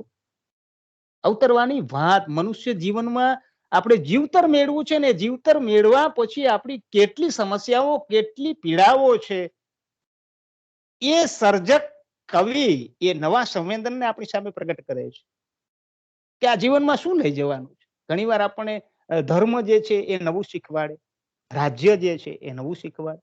રાજ્ય કે આમ કરવાનું, ધર્મ કે આમ કરવાનું. હવે આ રાજ્ય અને ધર્મ અને ઈશ્વરના નામ સાથે આપણને કઈક ઘણી બધી નિયમાવલીઓ ઘડી દેવામાં આવે કે ભાઈ આટલી એટલી પ્રવૃત્તિઓ કરવી જે પુણ્યના ભાગરૂપે છે અને સ્વર્ગમાં જશો, એટલી પ્રવૃત્તિ જે છે એ પાપના ભાગરૂપે છે, નરકમાં જશો. એટલે આપણે માનવ જીવન છે ને આમથી આમ ગળમથલ ગોથા ખાય કે શું કરવું, કોનું માનવું, કોને સાચું ગણવું, કોને સત્ય ગણવું. અને આ જે માનવ મનની મૂંઝવણ જે છે ને એ કવિ બરાબર, સુરેશ જોશી બરાબર આમાં પ્રગટ કરાવી શક્યા છે. જીવન મૃત્યુની પીડા છે કે જીવવું છે અને મરી જવું છે, કેમ, શા માટે? કવિનો આ સવાલ છે, આ પ્રશ્ન અંદરથી જ્યારે સર્જકને ઉઠે છે ત્યારે અછાંદસ કવિતા સ્વરૂપે પ્રગટ. અને આધુનિક યુગમાં સુરેશ જોશી પાસેથી આપણને આવી અદ્ભુત કવિતાઓ જે છે એ અછાંદસના સ્વરૂપમાં એની વિકાસ યાત્રામાં નવા મોતીઓનું નિર્માણ કરે છે. અને તમે શેખાદમ આબુવાલા જે છે, સોરી, હા, શેખાદમ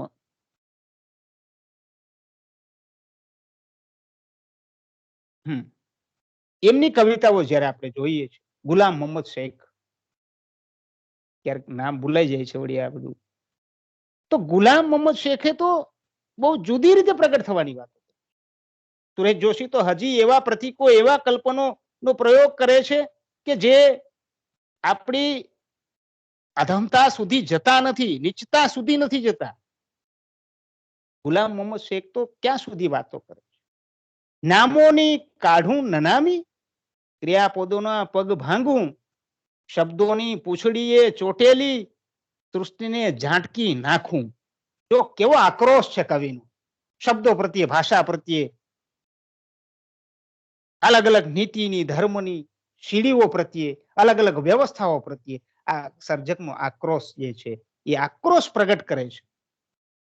નામોની કાઢું નનામી, ક્રિયાપદોના પગ ભાંગું, શબ્દોની પૂંછડીએ ચોટેલી સૃષ્ટિને ઝાંટકી નાખું. શબ્દોથી ખેલાય છે આ દુનિયા જે છે. આપણે એમ કે છે કે શબ્દ એ જ બ્રહ્મ છે. અહીંયા જો શેખાદમ આબુવાલા ગુલામ મોહમ્મદ શેખ જે છે એ શબ્દોને પણ ઝાટકી નાખે છે.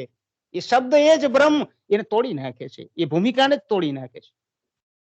છતાંય જો ન છોડે હઠીલા રોગ જેવા શબ્દો, તો કવિતાની કલ્પના કર્યાના બધા દોષ હગી નાખું રોજ સવારે. કેવા પ્રતિકાત્મકતાના ઉદાહરણ સુધી પહોંચી જાય છે. લેટરિંગની પ્રક્રિયા જે છે, જેને આપણે ગંદી પ્રક્રિયા માનીએ છીએ, છતાં આપણે બધા જ કરીએ છીએ. એ પ્રક્રિયાને કવિ ઉજાગર કરીને આપણી જે વિચ્છિન્નતા જે છે, આપણી છિન્ન ભિન્નતા જે છે, આપણું દોહલાપણું જે છે, આપણી બેવડી ભૂમિકાઓ જે છે માનવ જીવનની, એને પ્રગટ કરવાનો પ્રયત્ન જે છે એ આપણી સામે કરે છે. અને જ્યારે માનવ જીવનની આવી તુચ્છતાને, આવી બેવડી ભૂમિકાઓને દર્શાવ્યું હોય, ત્યારે અછાંદસનું સ્વરૂપ જ જે છે એવું કાર્ય થતું હોય. ભાષાને ભીતર જેવું શું? ભાષા તો શબ્દો, અક્ષરોનો મેળ. જો કવિઓ હવે ભાષા સાથે પણ કેવી રમત જે છે, શબ્દો પણ જે છે હવે ત્યાં ટૂંકા પડી રહ્યા છે, અને પ્રતિક કલ્પનના પ્રયોગો પણ જે છે એ એની શૈલીમાં જે છે એ સર્જક પ્રગટાવવા તરફ જઈ રહ્યો છે. એટલે સુરેશ જોશી હોય, ગુલામ મોહમ્મદ શેખ હોય, શેખાદમ આબુવાલા મને અવારનવાર યાદ આવી રહ્યા છે. કવિતાની જયારે વાત કરીએ તો એમની કવિતાઓ પણ, તો ગુલામ મોહમ્મદ શેખ હોય કે બીજા કવિઓ આધુનિક યુગમાં આપણે જોઈએ તો એ બીજા બધા કવિઓ જે છે એમાં પણ આ જ ભાવ છે. લાભશંકર ઠાકર જે છે એની કવિતાઓ જયારે આપણે લઈએ છીએ તો લાભશંકરની કવિતાઓમાં પણ આ જ વાત છે. એ પણ એ જ અછાંદસની વિકાસ યાત્રા આપણી સામે મૂકી રહ્યા છે. હું જાણું છું કે હું ખોવાઈ ગયો છું. જો અહીંયા પોતાના જ ખોવાઈ જવાની વાત સર્જક કર્યા છે. માણસે પોતાનું જ વ્યક્તિત્વ, પોતાની ઓળખ ગુમાવી દીધી છે. આ કેટલી મોટી પીડા છે અને આ કેટલો મોટો એકરાર છે એ પણ સમજવા જેવું છે. હું જાણું છું કે હું ખોવાઈ ગયો છું ને છતાંય હું ખાઉં છું. ખવાઈ ગયેલો માણસ ખાઈ શકતો નથી. સાવ સરળ શબ્દોમાં, અહીંયા કોઈ છંદ નથી. બિલકુલ બોલચાલની ભાષા જે છે, ગદ્યની જે ભાષા હોય છે એવી બોલચાલની ગદ્યની ભાષામાં હળવા લય સાથે કવિતા આપણી સામે લાભશંકર ઠાકર મૂકી રહ્યા છે. મારા હાથની કોઈ વાત નથી એ સંદર્ભમાં. ખવાઈ ગયેલો માણસ ખાઈ શકતો નથી, હાથ વગરનો માણસ લખી શકતો નથી. સરળ વાક્ય, એકદમ આપણે જાણે વાતચીત કરી રહ્યા છે. અને છતાં હું લખું છું. આંખ વગરનો હોવા છતાં રંગીન પુસ્તકો છપાવું છું. એ ટેવ છે, માણસની આ ટેવ છે. ચોલો, કેટલી સરળતાથી કવિતા જે છે એ મૂકી દે છે, કેટલી સરળતાથી શબ્દો અછાંદસના આપણી સામે મૂકી દે છે. અને માણસની આ ટેવ છે એ જે છેલ્લા શબ્દો વાપરે છે એ માનવ જીવનની ખોવાઈ જવાની આપણી જે પ્રક્રિયા છે, જે હું પોતે મને ભૂલી ગયો છું, તમે સ્વને ભૂલી ગયા છો, તમારી જાતને ભૂલી ગયા છો, એની વેદના છે એ ત્યાં કવિ આપણી સામે મૂકે છે કે સમગ્ર માનવ જીવન છે એ પોતાની સ્વત્વની ઓળખ જે છે, પોતાની ઓળખ જે છે એ ગુમાવી રહ્યો છે. માણસ, આપણે ઘણીવાર સામાન્ય વર્તમાનના યુગોમાં ચર્ચાઓ કરતા હોઈએ છીએ કે આપણે પ્રામાણિક નથી રહ્યા, સત્યવાદી નથી બની શકતા, આ બધા મૂલ્યો તૂટી રહ્યા છે. એના કારણો જ્યારે આપણે ગોતી રહ્યા છે ત્યારે એના કારણોમાં પણ આવી ભૂમિકાઓ જે છે એ પડેલી છે કે વ્યક્તિ જે છે એ પોતાની ઓળખ જ નથી કરી શકતો, પોતાના અસ્તિત્વની ઓળખથી જ દૂર છે. અને સર્જકની, કવિઓની જે છે આ પીડા જે છે એ ક્યાંક ને ક્યાંક લાભશંકર ઠાકરે પણ જે છે અછાંદસના સ્વરૂપમાં જે છે આપણી સામે મૂકી છે. નિરંજન ભગતની એક વાત મેં તમને, એક કવિતાની નાનકડી જે પંક્તિ જે છે એ પણ ક્યાંક ને ક્યાંક જે છે એ વાતને જે છે, અછાંદસની વાત જે છે એને આપણી સામે જે છે એ મૂકી દઈશ. એકડે એકો પરમેશ્વરને નામે પહેલો મેલો મોટો છેકો. હવે જો સાવ સાદી વાત અને બહુ મોટું સંવેદન જે છે એ અભિવ્યક્ત સર્જક કરી રહ્યા છે. પેલા જ ઈશ્વરના નામ પર છેકો મૂકવાની વાત, વ્યક્તિને મહત્વ આપવાની વાત, વ્યક્તિના સ્વતંત્રતાને મહત્વ આપવાની વાત, એ જે છે એ નિરંજન ભગત જે છે આપણી સામે મૂકી રહ્યા છે. અને એમની ઘણી બધી એવી કવિતાઓ જે છે એ કવિતાઓના માધ્યમથી જે છે એ અછાંદસ કવિતાના સ્વરૂપો જે છે એના વલયો જે છે એને આપણી સામે પ્રગટ કરી રહ્યા છે. વેરના અગ્નિએ માત્ર 3 અક્ષરે રક્ત રંગીન એ પ્રેમના હૃદય પત્રે લખી, સત્યના વક્ષસ્થલ પરે ને અહિંસા તણા મર્મમાં એ લખી જે કથા. રે વૃથા વેદનાને નહીં આજ વાણી જડે, મૃત્યુ પણ મૌન ધરી ગયું જે ક્ષણે, એ ક્ષણોને વૃથા વાણી તે શું જાણ. આ થોડા આમ આપણે અઘરા શબ્દો લાગે એમ ક્યાંક ને ક્યાંક, કારણ કે એ છંદના માણસ છે, બરાબર. એટલે છંદનો કવિ જયારે અછાંદસમાં પ્રગટ થતો હોય ત્યારે થોડાક શબ્દો પણ એવા આપણને છંદ જેવા લાગે એમ કે ક્યાંક ને ક્યાંક કવિ એ લઈને પકડી રહ્યો છે. પણ એ જ ભાવ, એ જ સંવાદ, એ જ વેદના, માનવ ચિત્તની જે પીડા છે, માનવના છૂટી જવાની વાત છે, માનવથી દૂર થઈ ગયો છે અને માનવી પોતાના અંદરના પડછાયાથી, અસ્તિત્વથી તૂટી ગયો છે, એની વેદના જે છે ક્યાંક ને ક્યાંક આપણા જે મૂલ્યો છે, આપણે ઘણીવાર હિંસા અહિંસાના મૂલ્યો ઘડીએ છીએ, એ બધા મૂલ્યો પર સર્જક કવિની આ ચોંટ જે છે એ એમની કવિતાઓમાં પણ આપણે જોવા મળે છે. બધા જ કવિઓની કવિતાઓ આપણે એવી રીતે જોવા જઈશું તો ઘણો સમય જોઈએ, પણ આવા ઘણા બધા કવિઓ જે છે એમણે આધુનિક યુગના મેં તમને નામ આપ્યા જે છે એ બધા કવિઓએ જે છે આ વિકાસ યાત્રા જે છે એ અછાંદસની વિકાસ યાત્રામાં જે છે એ મહત્વની ભૂમિકા જે છે એ ભજવી છે. એમાં ઘણા બધા નામ જે છે મેં લીધા છે તમારી સામે. એ નામો જે છે એ ખૂબ અગત્યના નામો જે છે. છેલ્લી વાત જે છે એ વિદ્યાર્થી લક્ષી જ આપણે વાત કરી રહ્યા છે, એટલે મુદ્દાને ટૂંકાવવાનો પ્રયત્ન કરીશ. 3 મુદ્દાઓની આપણે ચર્ચા જે છે કરી કે ભાઈ અછાંદસની ભૂમિકા, એના ઉદ્ભવની વાત અને એનું ખેડાણ, થોડુંક વિકાસ યાત્રા આપણે ગાંધી યુગથી અનુઆધુનિકમાં 2 કવિતાઓના માધ્યમથી જે છે એ જોવાનો પ્રયત્ન કર્યો છે. અને મેં કીધું એમ કે અનુઆધુનિક યુગમાં પણ એના કવિતાઓ જે છે દલિત સાહિત્યમાં આપણને એ જોવા મળે છે, દલપત પઢિયારની એમાં પણ, બરાબર. હવે આ કવિતાઓ જે છે, અછાંદસ કવિતાઓનો જે ચોથો મુદ્દો હોઈ શકે, એ છેલ્લો મુદ્દો જે છે એ એનું વિષય વૈવિધ્ય, એની શૈલી, એના વિશે પણ વાત કરવી પડે. કારણ કે અછાંદસ કવિતા જે છે એને પ્રગટ થવું એ કઈ રીતે પ્રગટ થાય, તો આપણે એમાં બધી વાતો કરી છે એમાં જ આવી જાય છે ક્યાંક ને ક્યાંક. પણ છેલ્લે વિદ્યાર્થીઓ જયારે પેપરમાં લખે ત્યારે એ મુદ્દાને થોડો જુદી રીતે પણ મૂકી શકે કે અછાંદસ કવિતાનો જે ભાવનાનું સ્થાન છે ને, એના સ્થાન એક જુદી વાત અછાંદસ કવિતામાં જોવા મળતી હોય. છાંદસ કવિતા જે છે ને ભાવ અને ઉર્મિને મહત્વ આપે, જ્યારે અછાંદસ કવિતા જે છે એ નિર્ભ્રાંતિ, કટુતા, નિરાશા, હતાશા, સ્વતંત્રતાની જે ઝંખના છે, એવા વિષયો જે છે, એવા ભાવો જે છે એને આપણી સામે મુક્તિ હોય છે. ભાષાને તોડી મરોડીને, કારણ કે લઈને મરડી નાખવો પડે છે, ભાષાને મરડી નાખવી પડે છે. એ વર્તુળની બહાર સર્જકને આવવું છે. માતાના ગર્ભમાં બાળક હોય તો એ બાળક જ્યારે બહાર આવશે ત્યારે બહાર આવવા માટે એને કેટલી બધી પીડા જે છે એ માતાને તો વેઠવી પડે છે, સાથે સાથે બાળકને પણ કેટલી બધી પીડા જે છે એ વેઠવી પડે છે. તો અહીંયા જયારે અછાંદસ કવિતા જે છે એ છંદની કવિતાના વર્તુળમાંથી બધું તોડીને બહાર આવે છે ને, ત્યારે ઘણી બધી પીડા જે છે, ઘણી બધી વેદના જે છે, ઘણી બધી સંઘર્ષની ગાથાઓ જે છે એ પ્રવાહમાં તણાઈને આપણી સામે આવે છે.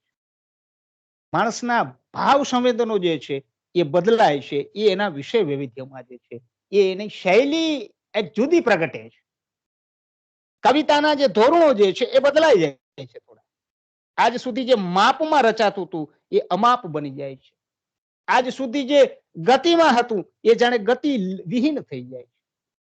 આજ સુધી જે અનુપમ હતું એ એનાથી પણ ઉપર વયું જાય છે. ક્યાંક ને ક્યાંક એ વિરાટતાનું સ્વરૂપ જે છે એ ધારણ કરી લે છે.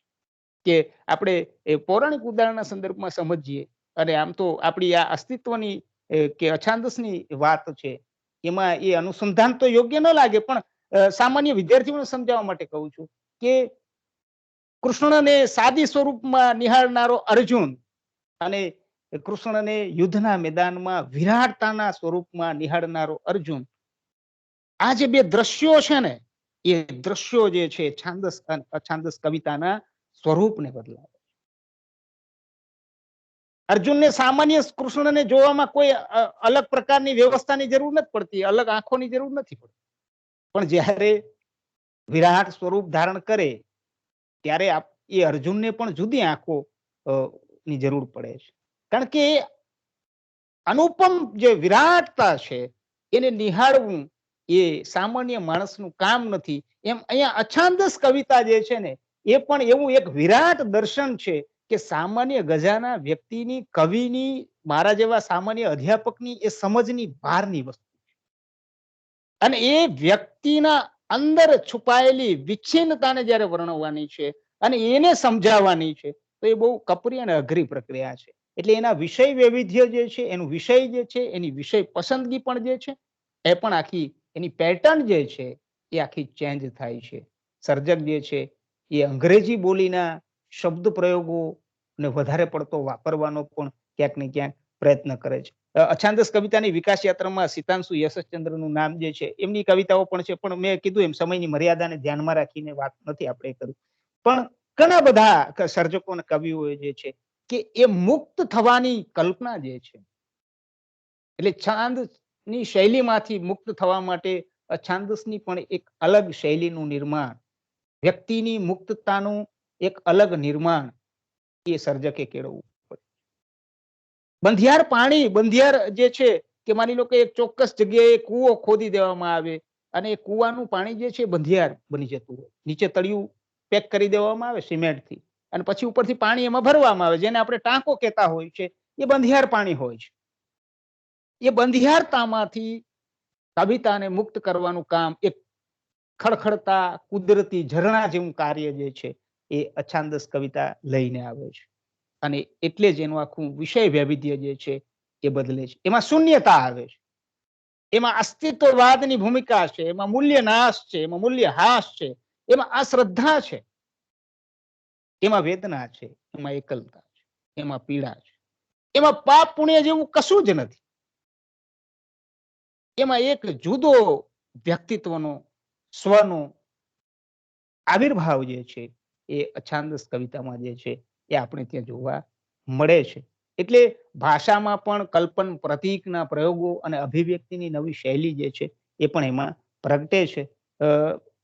અહીંયા સુધીની જે આ અછાંદસના 3-4 મુદ્દાઓ જે છે એની ચર્ચા આપણે કરી છે અને આ અછાંદસ કવિતા જે છે એ ગુજરાતી સાહિત્યને એક નવી દિશા, એક નવો વળાંક જે છે એને આપ્યો છે. હજુ પણ સર્જકો અને કવિઓ એ દિશામાં હજી આગળ વધી રહ્યા છે.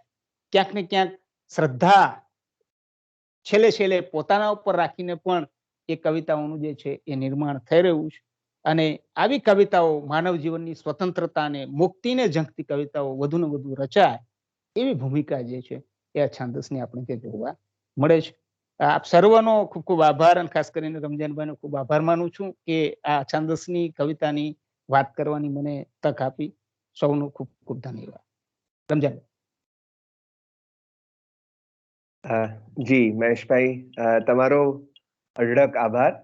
કારણ કે આમ જોવા જાવ તો જેમ અછાંદસ કવિતા તરફ લગભગ ઘણા મિત્રોને અરુચિ હોય, તેમ આ વિષય લઈને વાત કરવામાં પણ ઘણા બધા મિત્રો અચકાતા હોય.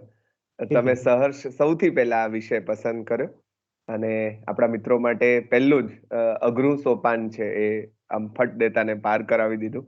એટલે એ માટે સૌ મિત્રો વતી આભાર માનીએ. બહુ જ સરસ રીતે આખી ભૂમિકાની વિસ્તારથી તમે વાત કરી અને જે મિત્રો ઇતિહાસ ભણે છે, ગુજરાતી ભાષા સાહિત્યનો ઇતિહાસ, એ બધા મિત્રોને પણ આધુનિક યુગ અને એ પૂર્વેનું ની સ્થિતિ, સામાજિક સ્થિતિ અને વૈશ્વિક સ્થિતિ અને એના મંડાણ અને એના આધારે બદલાયેલી માનસિક સ્થિતિ એ કવિતામાં કઈ રીતે ઝીલાઈ અને એમાં પણ અછાંદસ ના ફોર્મમાં કવિતા કઈ રીતે વિસ્તરી, એ અછાંદસ જાણે કે જરૂરિયાતમાંથી જન્મેલો કવિતા પ્રકાર છે, એમ પણ આપણે કહી શકીએ. કારણ કે જ્યારે કવિ અંદર અંદર ગુંગળાયો હશે ત્યારે એ આ માર્ગે વળ્યો હશે, એવી એક કલ્પના પણ આપણે કરી શકીએ. તો આ રીતે આખી ઉદ્ભવની વાત બહુ જ સરસ રીતે પછી ઉમાશંકરથી માંડીને શ્રી ધરાણીથી માંડી અને બીજા કવિઓ અને એની વિકાસ રેખાની વાત પણ આપે કરી છે, બહુ જ સરસ રીતે કરી છે.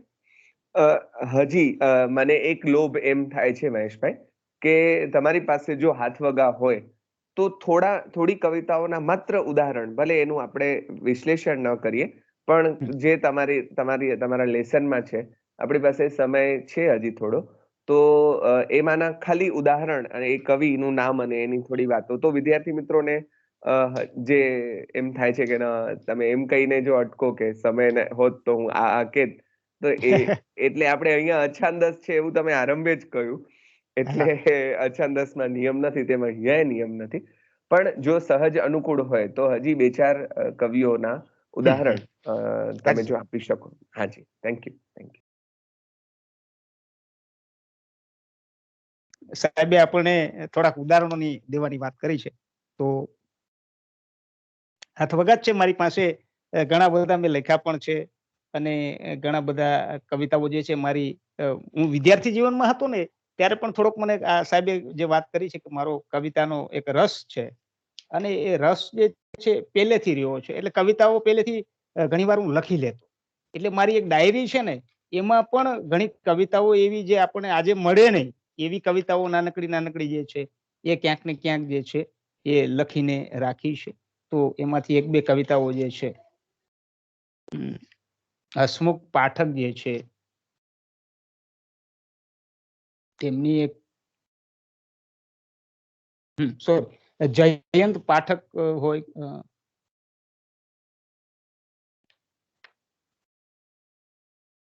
જયંત પાઠકની એક કવિતા જે છે, પણ ભલા એક માણસ તરીકે પૂછું, તમે ઝંઝાવાતમાં હસીને બેવડ વળી જતા ઘાસને જોયું છે? જો આમ પ્રકૃતિની વાત છે, પણ સર્જક જે છે એમાં કોઈ પણ પ્રકારના લાંબા ટૂંકા બધા જ વાક્યોનો પ્રયોગ કરીને એક અછાંદસ સ્વરૂપ તરફ જઈ રહ્યા છે. સરકતા સાપની સુવાળપને સ્પર્શ કર્યો છે? ખરી પડવાની કોર પર ઉભેલા ફૂલને સૂંઘી જોયું છે? ઊંડી ખીણને ફીણિયા અવાજથી ભરી દેતા ધોધના દમામને સાંભળ્યો છે? સર્જક પ્રકૃતિના આલંબનો લઈને માણસને જે છે એ સવાલો પોતાની અંદર જે ઉઠી રહ્યા છે એ સવાલો તરફ દોરી જાય છે.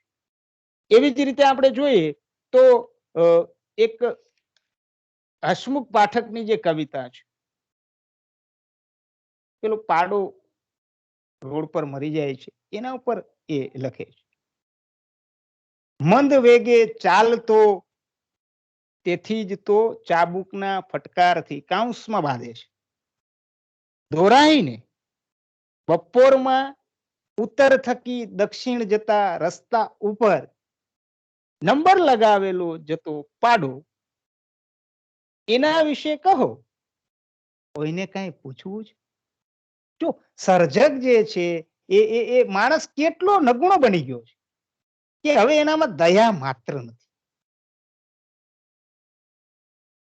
માણસે માણસાઈ મૂકી દીધી છે, માણસે માનવતાનું અધઃપતન થઈ ગયું છે. એ માનવતાને માનવ સુધી લઈ જવાની પ્રક્રિયા જે છે એ અછાંદસની ક્યાંક ને ક્યાંક સંવેદનામાં છે. અછાંદસનું આખું સંવેદન જે છે ને એ માનવને માનવ બનાવવાનું છે, માનવને માનવ તરીકે સ્થાપિત કરવાનું છે કે આપણે માણસ છીએ.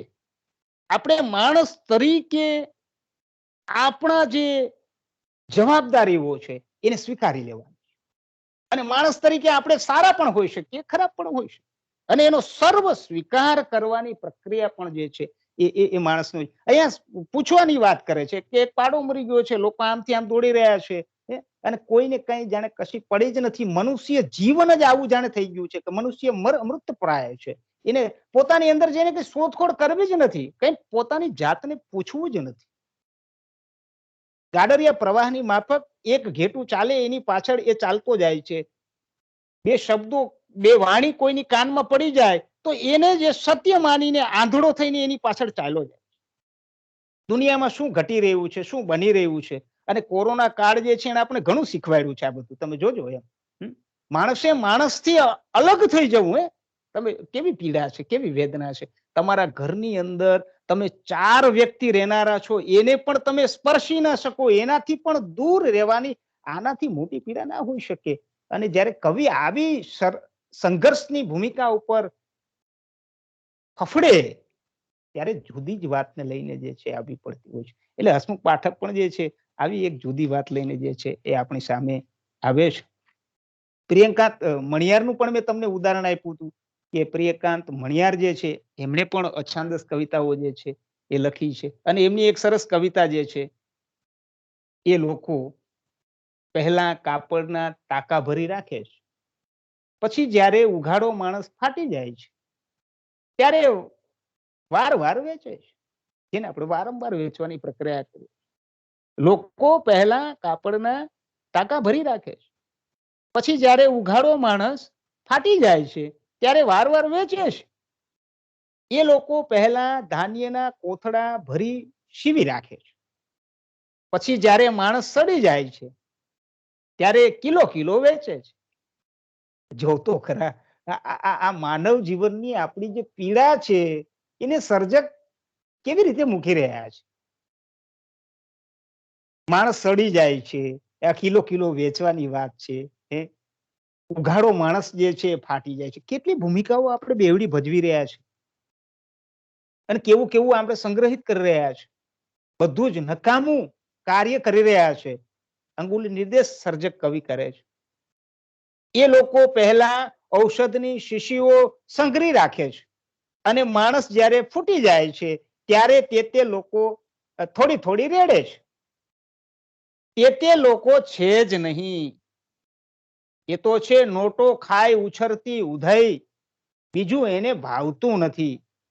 મારે કવિ થવું જ નથી, ભારે અસર કરનારી જંતુનાશક દવા થાવ તો બસ. આ જોઈ લો, આ એક કવિની પોતાના અસ્તિત્વની વિચ્છિન્નતાની, માનવ જીવન પ્રત્યેની નિરાશા જે છે, કવિઓ પ્રત્યે સ્વયંની જે નિરાશા જે છે એને જ કવિ પ્રગટ કરી નાખે છે કે એવો કવિ મારે નથી બનવું કે હું મોટા સત્યોના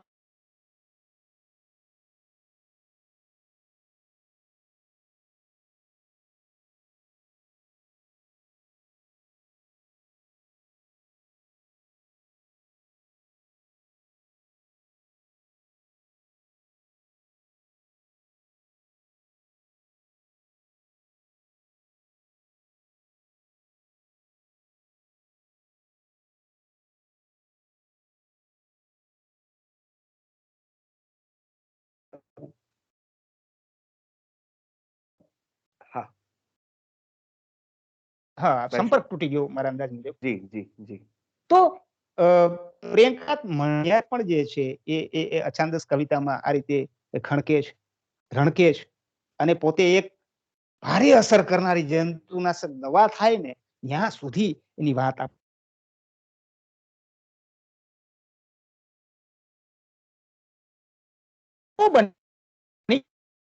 માણસ નીચતા સુધી જઈ રહ્યો છે કે એને પોતાનું માનવીયપણાનું, પોતાના અસ્તિત્વની પણ સભાનતા જે છે એ નથી. એ તરફ દોરી જવાની પ્રક્રિયા જે છે એ કવિની સર્જકની રહેતી હોય છે. સિતાંશુ યશસ્ચંદ્રનું પણ મેં તમને ઉદાહરણ દીધું હતું. તો એમની કવિતાઓ તો આમ ઉછળા મારતી જાય એવું આપણે ઘણીવાર જે છે અછાંદસ કવિતાના માધ્યમથી જે છે એ લાગતું હોય છે. ક્યાંક એમાં થોડોક એવો ભાવ પણ હોય કે જે ભાવ જે છે એ મેં તમને કીધું ને કે અટપટો હોય, અછાંદસનો ભાવ જે છે સમજાય નહીં. એમની એક કવિતા જે છે, મોજે દડો માં હું તો કોણ, હું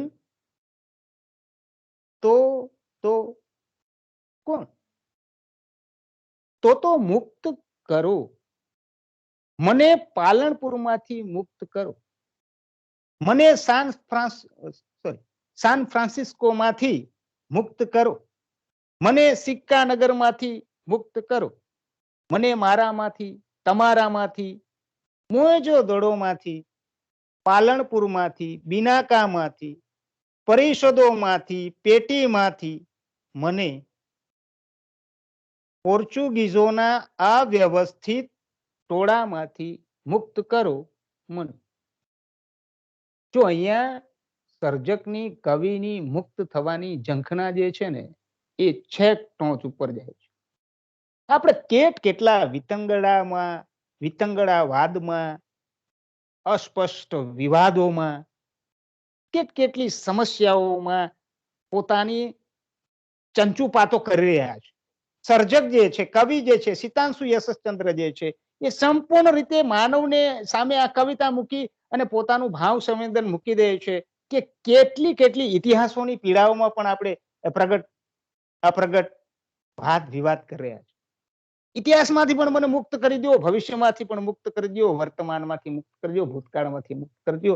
સર્જકને બધામાંથી મુક્ત થઈને પોતાના સ્વ તરફની ગતિનું, અસ્તિત્વની ઓળખ તરફ જવાની વાત જે છે સર્જક.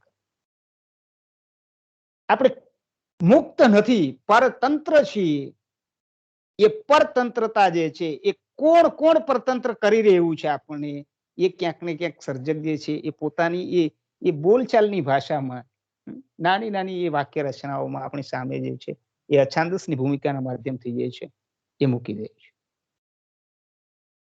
અભિવ્યક્તિ સાથે શબ્દનો ધ્વનિ, કલ્પન, કથન રીતિ બધું જુદું જે છે એ આ કવિતાઓમાં આપણે ધારી અસર જમાવવાની વાત એ સર્જક કરી આપે. તમે જો તો મને સિક્કાનગરમાંથી મુક્ત કરો, મને મારામાંથી તમારામાંથી. હવે આ સાવ સામાન્ય શબ્દો છે, મારામાંથી તમારામાંથી. સિક્કાનગર, પૈસા ખણખણતા રૂપિયાઓ જે છે, આપણે આ રૂપિયાની નગરી જે છે, પૈસો જ મુખ્ય છે. એ મનુષ્યનો સ્વભાવ અત્યારે દુનિયાદારી જે થઈ રહી છે, એ દુનિયાદારીમાંથી પણ કવિ સ્વયંને મુક્ત કરવા મથામણ કરી રહ્યો છે.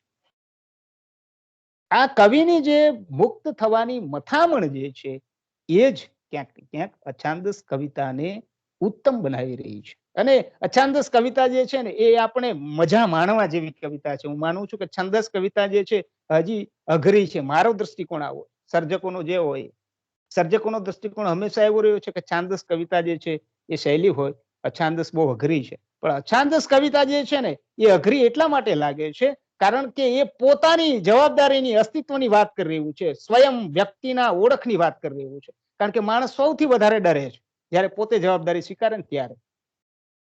પણ આપણે આપણી જવાબદારી બીજા ઉપર જ નાખી દેવી છે, કાં તો ઈશ્વર ઉપર, કાં તો ધર્મ ઉપર, કાં તો કોઈ અન્ય વ્યક્તિ ઉપર. પોતે કશું જ કરવું નથી. આ પોતાની જવાબદારી લેવીને એ બહુ અઘરી પ્રક્રિયા છે.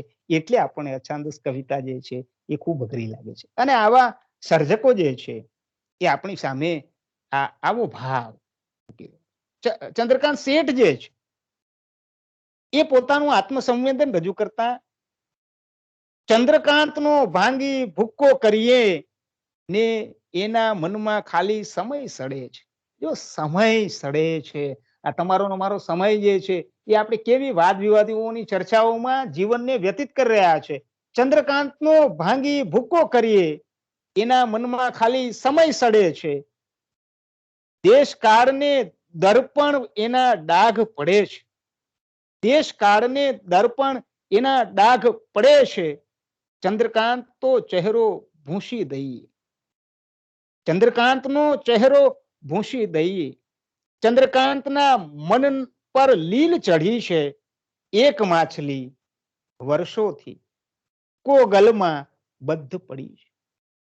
એની આંખે સૂર્ય પડ્યા છે ખોટા, અને ત્યારથી દિવસ પડ્યા છે ખોટા, ખોટી રાત પડી છે. જીવનનો જે આપણો દ્રષ્ટિકોણ છે, જીવનની જે આપણી પ્રક્રિયા છે, એ ક્યાંક ને ક્યાંક જુદા માર્ગની છે. એક માછલી અંદર હંમેશા બદ્ધ રહી છે, બંધાયેલી, પરતંત્ર રહી છે. અને એ ગલમાં પુરાયેલી માછલી, જેને એ કાંટો પુરાવી દેવામાં આવે અને એને જે એ માછલીને ક્યાંક પૂરી દેવામાં આવી છે, એને બાંધી લેવામાં આવી છે. એ અંદરની જે પીડા છે, એ જે અંદરનો જે આપણો સ્વભાવ છે, અંદરનું આપણું જે વ્યક્તિત્વ છે, એને કવિ પ્રગટ કરવાની મથામણ કરી રહ્યો છે. ક્યાંક ને ક્યાંક કોઈ ને કોઈ બંધનોમાં, પરતંત્રતામાં મનુષ્ય બંધાયેલો છે. એ મનુષ્યને મુક્ત કરી દેવાની, એ જે બંધાયેલા ભાવો છે એમાં ક્યાંક છટપટાહટ થાય છે, અને એ છટપટાહટમાંથી મુક્ત થવાની વાત ક્યાંક ને ક્યાંક કવિઓ કરી રહ્યા છે. અને વિશ્વવ્યાપક દ્રષ્ટિકોણમાં ચેતનાનો ભાવ જે છે એ ચંદ્રકાંત શેઠ જે છે એ આપણી સામે મૂકી રહ્યા છે. અસ્તિત્વની આપણી નિરર્થકતા જે છે, આપણી વેદનાની સભાનતા જે છે, મનુષ્ય હોવાનું મૂલ્ય શું, જીવવું અને મરી જવું. સર્જકને આ પ્રશ્નો છે, કવિને બહુ મોટા સવાલો સ્પર્શે છે. અને એ સવાલો જ્યારે કવિને સુવા નથી દેતા, છટપટાહટ કરાવે. આપણે સામાન્ય રીતે આપણી ભૂમિકા જોઈએ તો માતાના ગર્ભથી જન્મીને આપણે નાના હોઈએ ત્યારથી ધીમે ધીમે મોટા થતા હોય. આપણને 2 કોડિયા ખવડાવે, પછી વાતાવરણ ભાષા શીખવાડે, આપણે બોલતા થઈ જઈએ. પછી યુવાન થઈએ. યુવાનીમાં આપણે બધા જોશ, જમીરો, જુસ્સો, તાકાતથી બોલચાલ કરીએ, વાદ વિવાદો, ચર્ચાઓ કરીએ, અછાંદસ કવિતાઓના પ્રોગ્રામ કરીએ, ફિલોસોફીની વાતો કરીએ. પછી ત્યાંથી ધીમે ધીમે નોકરી વગેરે આપણે કરીએ. પછી ઘરડા થઈએ, પછી ચાલી ન શકીએ, પછી દાંત વયા જાય, પછી વાળ છે કાળામાંથી ધોળા થાય. કેટલા પ્રશ્નો જન્મે અને એ છેલ્લે મૃત્યુ આવે. તમે ને હું સામાન્ય રીતે એ બધી બાબતોને સ્વીકારી લઈએ છીએ કે ભાઈ હવે મૃત્યુ, મરી જવાનું હોય, બીજું શું હોય. પણ કવિને સવાલ છે કે કેમ મરી જવાનું, શું છે એવું બધું. જન્મની પાછળનું કારણ, મૃત્યુની પાછળનું કારણ, અને જેની ઉપર આપણી તમામ શ્રદ્ધા ટકેલી છે, જે મોટું પરિબળ છે આપણા જીવનનું, ઈશ્વર, એ ખરા કપરા સંઘર્ષમાં, કપરા કાળમાં આપણા કામમાં કેમ નથી આવતો. મંદિરોમાં તો જઈએ છીએ, ઘંટ બેલ વગાડીએ છીએ, પૂજા અર્ચના કરીએ છીએ, પણ ખરા સમય જ કેમ કામ નથી આવતો. આ બધા સવાલો જે છે એ ક્યાંક ને ક્યાંક કવિઓને પીડા આપે છે. એનો નાકાનો માણસ ક્યાંક ને ક્યાંક એને રોકી રહ્યો છે, અને એ અંદરનો માણસ જ્યારે એને રોકે છે ત્યારે કવિએ છટપટાહટ સાથે આવી કવિતાઓ, અછાંદસની કવિતાઓ જે છે આ આપણી સામે લઈને જે છે એ આવે છે. સત્યનો ચહેરો પણ સરસ કવિતા જે છે એ ચંદ્રકાંત શેઠની છે. આ મારા પ્રતિબંબ બધાય જૂઠા, પ્રશ્નાર્થ છે. આ મારા પ્રતિબંબ બધાય જૂઠા, મને આ અરીસો શું સમજે છે, કોઈ જ શું નથી સમજી શકતું મારી વેદના, મારા વિચારો. ક્યારે સત્ય પોતે આવશે આદરણીય રીતે મારો ચહેરો લઈને. આ સવાલ કરે છે. જો પોતાના સત્યને પણ રજૂ કરવામાં કવિને જે છે એ કેટલી પીડા થઈ રહી છે એની વાત જે છે. મનુષ્યનું શું થઈ રહ્યું છે, અને સત્ય ક્યારેક પોતે જ આવશે. સત્ય શું, આપણે કેટલી બધી ચર્ચાઓ દુનિયામાં છે ટ્રુથ વિશે. સત્ય એટલે આમ છે, આપણા પૌરાણિક શાસ્ત્રોમાં એની કેટલી કેટલી લાંબી ચર્ચાઓ છે. આ બધી ચર્ચાઓ જે છે એના ઉપર સર્જક જે છે એ પણ સવાલ ચીંધે છે. રોજ હું મને જોઉં છું અરીસામાં, મહારાજ પ્રતિબંબ જે છે એ બધા એને જૂઠા લાગી રહ્યા છે. વ્યક્તિ પોતે જ પોતાના પડછાયાથી ડરી જાય છે. એ ઘટના અને ક્યાંક ને ક્યાંક એ સત્ય જે છે, એ નિતાંત સત્યની સ્વતંત્ર અપેક્ષા જે છે એ સર્જક જે છે આમાં કરે છે, અને આદરણીય રીતે આવશે. શબ્દ કેવો વાપરે છે. આપણે ઘણા વ્યક્તિને સન્માન આપવાની વાત આદરણીય એમ કરીને કરતા હોઈએ છીએ, તો અહીંયા કવિ સત્યને પણ કેવું આદર આપે છે. ક્યારે સત્ય પોતે આવશે આદરણીય રીતે. આવવાની જે રીત છે, મારો ચહેરો લઈને, પોતે જ સત્ય છે, પોતાની અંદર જ એ સત્ય છુપાયેલું છે, એને પ્રગટ કરવાની મથામણ જે છે એ સર્જક ચંદ્રકાંત શેઠ જે છે એ અભિવ્યક્તિના માધ્યમથી, અછાંદસના માધ્યમથી જે છે આપણી સામે મૂક્યું છે. નિજને અને નિજ થકી શબ્દને પામવાની જે કવિની પ્રક્રિયા જે છે, મૂંઝવણ જે છે, એ વાત જે છે કવિતા. તો ઘણી બધી આવી કવિતાઓ જે છે એમાં આપણી સામે સર્જકો જે છે એ પ્રગટ થતા રહેતા હોય છે. એકાદ જો હજી મળી જાય તો આપણે થોડી એકાદ કવિતાની વાત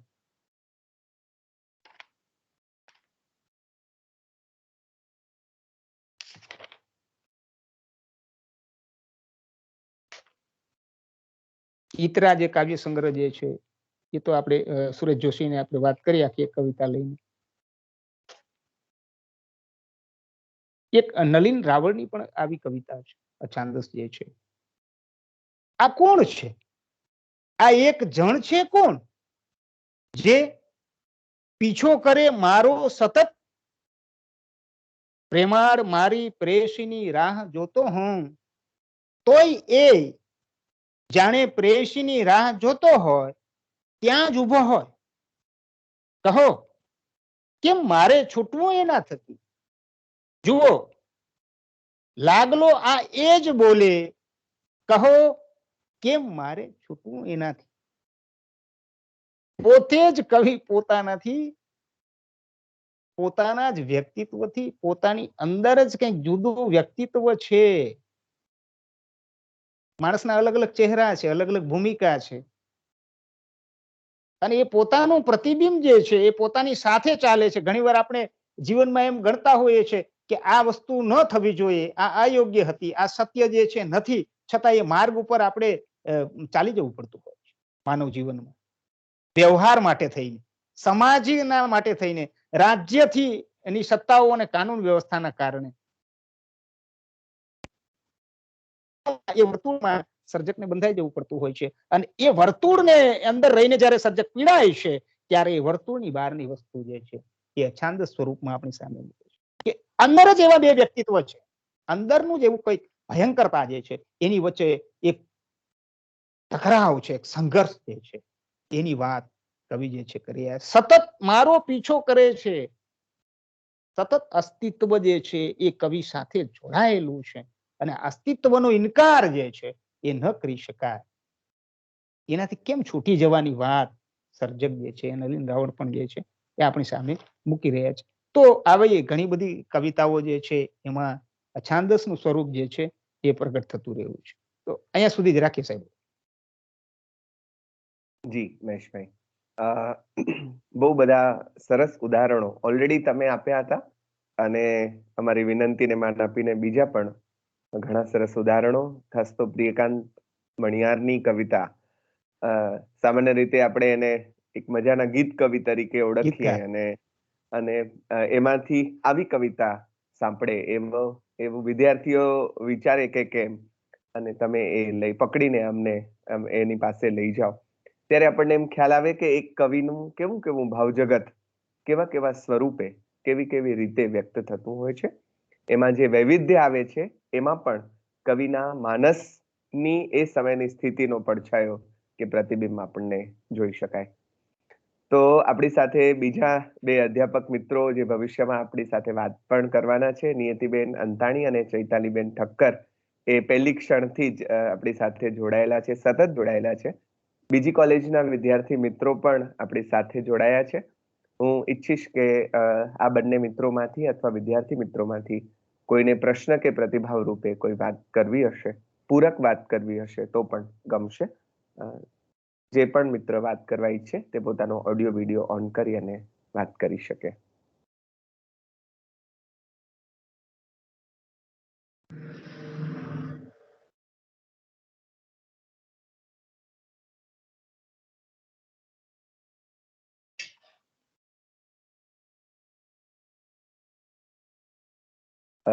યસ, ચૈતાલીબેને તાળી પાડી પોતાનો આનંદ વ્યક્ત કર્યો.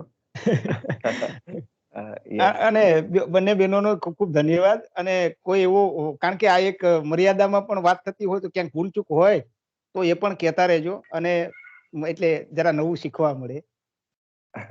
ના, એકચ્યુઅલી મહેશભાઈ, આ આધુનિક યુગ છે ને એ મને તો બહુ અઘરો લાગે છે. હું તો બહુ સાચું જાહેરમાં કબૂલી શકું એમ છું કે આધુનિક યુગ પચાવવો પણ અઘરો પડી જાય છે, અને યાદ રાખવો એ અઘરો પડી જાય છે, અને વિદ્યાર્થીઓ સુધી એને પહોંચતો કરવામાં ખરેખર મહેનત પડી જાય છે. અને તમે બહુ જ આમ જેને કહેવાય ને કે ઠંડા કલેજે આપણે એવો શબ્દ વાપરીએ, શાંતિથી આખી વાત, અને આમ એમ થયું કે હજુ સાંભળ્યા કરીએ, કારણ કે એ જે આખો સમય હતો કે જે તમે દુરિતના પુષ્પોથી લઈને જે બધી છેક અત્યારે આપણે પ્રિયકાંત મળ્યા, અત્યારેના વિદ્યાર્થીઓ, હવે આપણો પીરિયડ કદાચ આ વસ્તુને સ્વીકારવા માટે અઘરો પડે, પણ અત્યારના વિદ્યાર્થીઓ કદાચ આ છેલ્લા 2 વર્ષથી આ જે વસ્તુ અનુભવી રહ્યા છે, એમાંથી પસાર થઈ રહ્યા છે આ પ્રકારની એક વિકટ પરિસ્થિતિમાંથી, તો કદાચ એ લોકોને આ આધુનિક, હું જે છેલ્લા 1 વર્ષથી પાછું આધુનિક યુગમાંથી જે પસાર થઈ રહી છું ને, તો મારો એવો અંગત અનુભવ છે કે કદાચ હું ભણતી હતી ત્યારે નહોતી જોડાઈ શકતી, પણ હવે આ છેલ્લા 2 વર્ષથી હું આધુનિક યુગ સાથે થોડીક જોડાઈ શકું છું, કારણ કે થોડુંક નજીક લાગે છે. ભણતા હતા ત્યારે નતું જ લાગતું નજીક, બહુ સાચું કહું, પણ એટલે કદાચ હવે વિદ્યાર્થીઓ આ ભાવનાને, અને એ જે હવે લાગે છે કે કદાચ એ ઉમાશંકર જોશી છે કે સુરેશ જોશી છે કે એ લોકો કઈ, પણ આ તો આપણે જ અનુભવી છે. પેલી તો કદાચ પર પીડાને અનુભવવાની વાત હતી, આ તો સ્વ પીડાને જ આખી હવે અનુભવવાની વાત છે. ને તમે બહુ સરસ રીતે, અને પણ હજુ હા, હું છંદની માણસ છું એટલે મને જરાક અછાંદસ પણ હા, એટલું કબૂલું છું કે અછાંદસ હોય તો એ કાવ્ય તત્વ હોવું જોઈએ. એટલે આપણે વિદ્યાર્થીઓને એ એક સંદેશો આપી શકીએ કે અછાંદસ છે એટલે કવિતા ન હોય એવું ન ચાલે. બિલકુલ બિલકુલ.